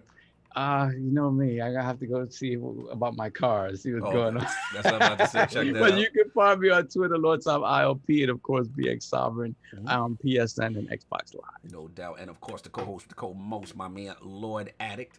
Where can the fine people find you? What you got going on? You can find me on Twitter at Lord Addict ILP. You can find me on YouTube at Gaming Addict. Be sure to go in the chat. I put all Lasercorn's information out, down there. So definitely go down there and follow him. Lasercorn, he's more of a comedy person, so his stage is better than obviously what's going on here, because what I like about Lasercorn is he was one of the very first people that I saw that just does comedy. Like a lot of his stuff is just it's meant to make you laugh. Obviously, we do a lot of informational stuff here. Like making people laugh at all. Yeah, we do make people laugh. Mainly King, but if you want to go to a place and laugh, man, have a good time. Definitely go over there to Lasercorn. Facts. I definitely appreciate it for coming on, because I know definitely it's especially involved everything going on. I want to thank all the people in the chat for helping me attack King. That was nice. They were saying I got him back to the corner. Listen, obviously you didn't see it wasn't color, but I saw it because it wasn't in color. So if y'all want to have your voices heard, you better do put the super chat in color. And my bad, I forgot to shout out Lasercorn because you called me out of order, and I got stuck on stupid for a second. I was like, wait a minute, I don't go first. Well, big shout out to Lasercorn for coming through, and shout out to him for finding that fountain of youth, because I looked at him and I was like, this guy's 20 years old, and it's the orange hair. No doubt, you already know. And of course, Lord King with the messiness, telling everyone not to buy Mass Effect Legendary Edition with his slander. Don't waste your money. Don't waste your money. It's free. I want to give a shout out to Lasercorn. First of all, the tattoo story was hilarious, crazy. Yes. It was absolutely crazy to me. Get wrecked, son. I'm literally going to watch just alone. You got to bring it back. Yes, and you know, you find kindred spirits wherever you go on your journey. And the fact that you was a dungeon master, and I'm like, wow, you know, it's like little things, you know, you get bits and bites from different people. Facts. Know what happens in their world, and that was so fantastic to me. The board game things, people need to keep those things alive. Yes. It's more personable, and I know you understand the hardship in trying to formulate all of that interaction that you do in the room with the people, and you know, to try to get that going. So I'm definitely gonna check out your channel. And he does a lot of animation in his videos, man. Well I look at that stuff and I'm like, nope, not happening. I do some of this stuff personally. So yeah, it's a mix. Some of the stuff I do personally, and that's the really bad, corny stuff where it's just like a still figure bouncing up and down. And then but sometimes I have an actual animator come in and do like really cool action sequences. Nice. It bounces back and forth. Love it. So you guys can catch me on Twitter, where I'm giving dudes a smoke for acting out of turn. And you can see me unbox premium statues. I got a couple of that's you see some boxes over there with Mario's. The bottom one's King David. Yes, sir. Next week, Saturday, got some live unboxings. I'm also going to be meeting up with a couple of statue collectors, and we're probably going to go live from that location. Yes. Dolph Castle X. Yes. Fridays at 9 p.m. Just check us out. It's a little bit different, and you're gonna have a little blue king. So you know, curse is wolf. Oh, loose. King is loose. Yeah, okay, I got you. All over the place. Fair enough. But also, I like to thank you guys for supporting us. We had 300 plus here. You know, like and share, and also look into our guests, because he sat here for the whole 3+ hours. And he gave us his wonderful time with all his energy. So please check out his channel. Go subscribe there, because I'm definitely gonna go watch Get Wrecked, son. No doubt. You already know. Solve. Get the super chats, because more came in real quick. We want to make sure we read those before we head out. Yeah, no doubt. We got Smitty Smith, $2 super chat. Google's pull-out game is strong. Pause. Jesus. And we have messy today. Then we have J-Dub is a shill with the $10 super chat. Sup, fellas? Great show as usual. I'm enjoying the PS5 I won from you guys. Just showing a bit of love, no doubt. Glad that Enjoy you that, enjoyed brother. that, brother. J-Dub is a shill who is not J-Dub. Yeah, man. Shout out to Sean Capri. But yeah, again, thanks for everyone in the chat. Again, thanks for Lasercorn for rocking out. Got a lot of fun stuff planned, man. You guys, like Addict, me and Addict know, and King know, and Soft know. Like, it's a lot of fun stuff planned. But thanks for rocking out with us, everybody. Look, enjoy your Sunday. That's all I got until next week. Anybody got anything else? One more thing. What's up, brother? Dealer, this means war. Yes. Dealer, stop acting like we're a 3-man podcast, and salute my man, Lord Soft. He's official out here. Anyway, everybody enjoy your Sunday. We out of here. Peace.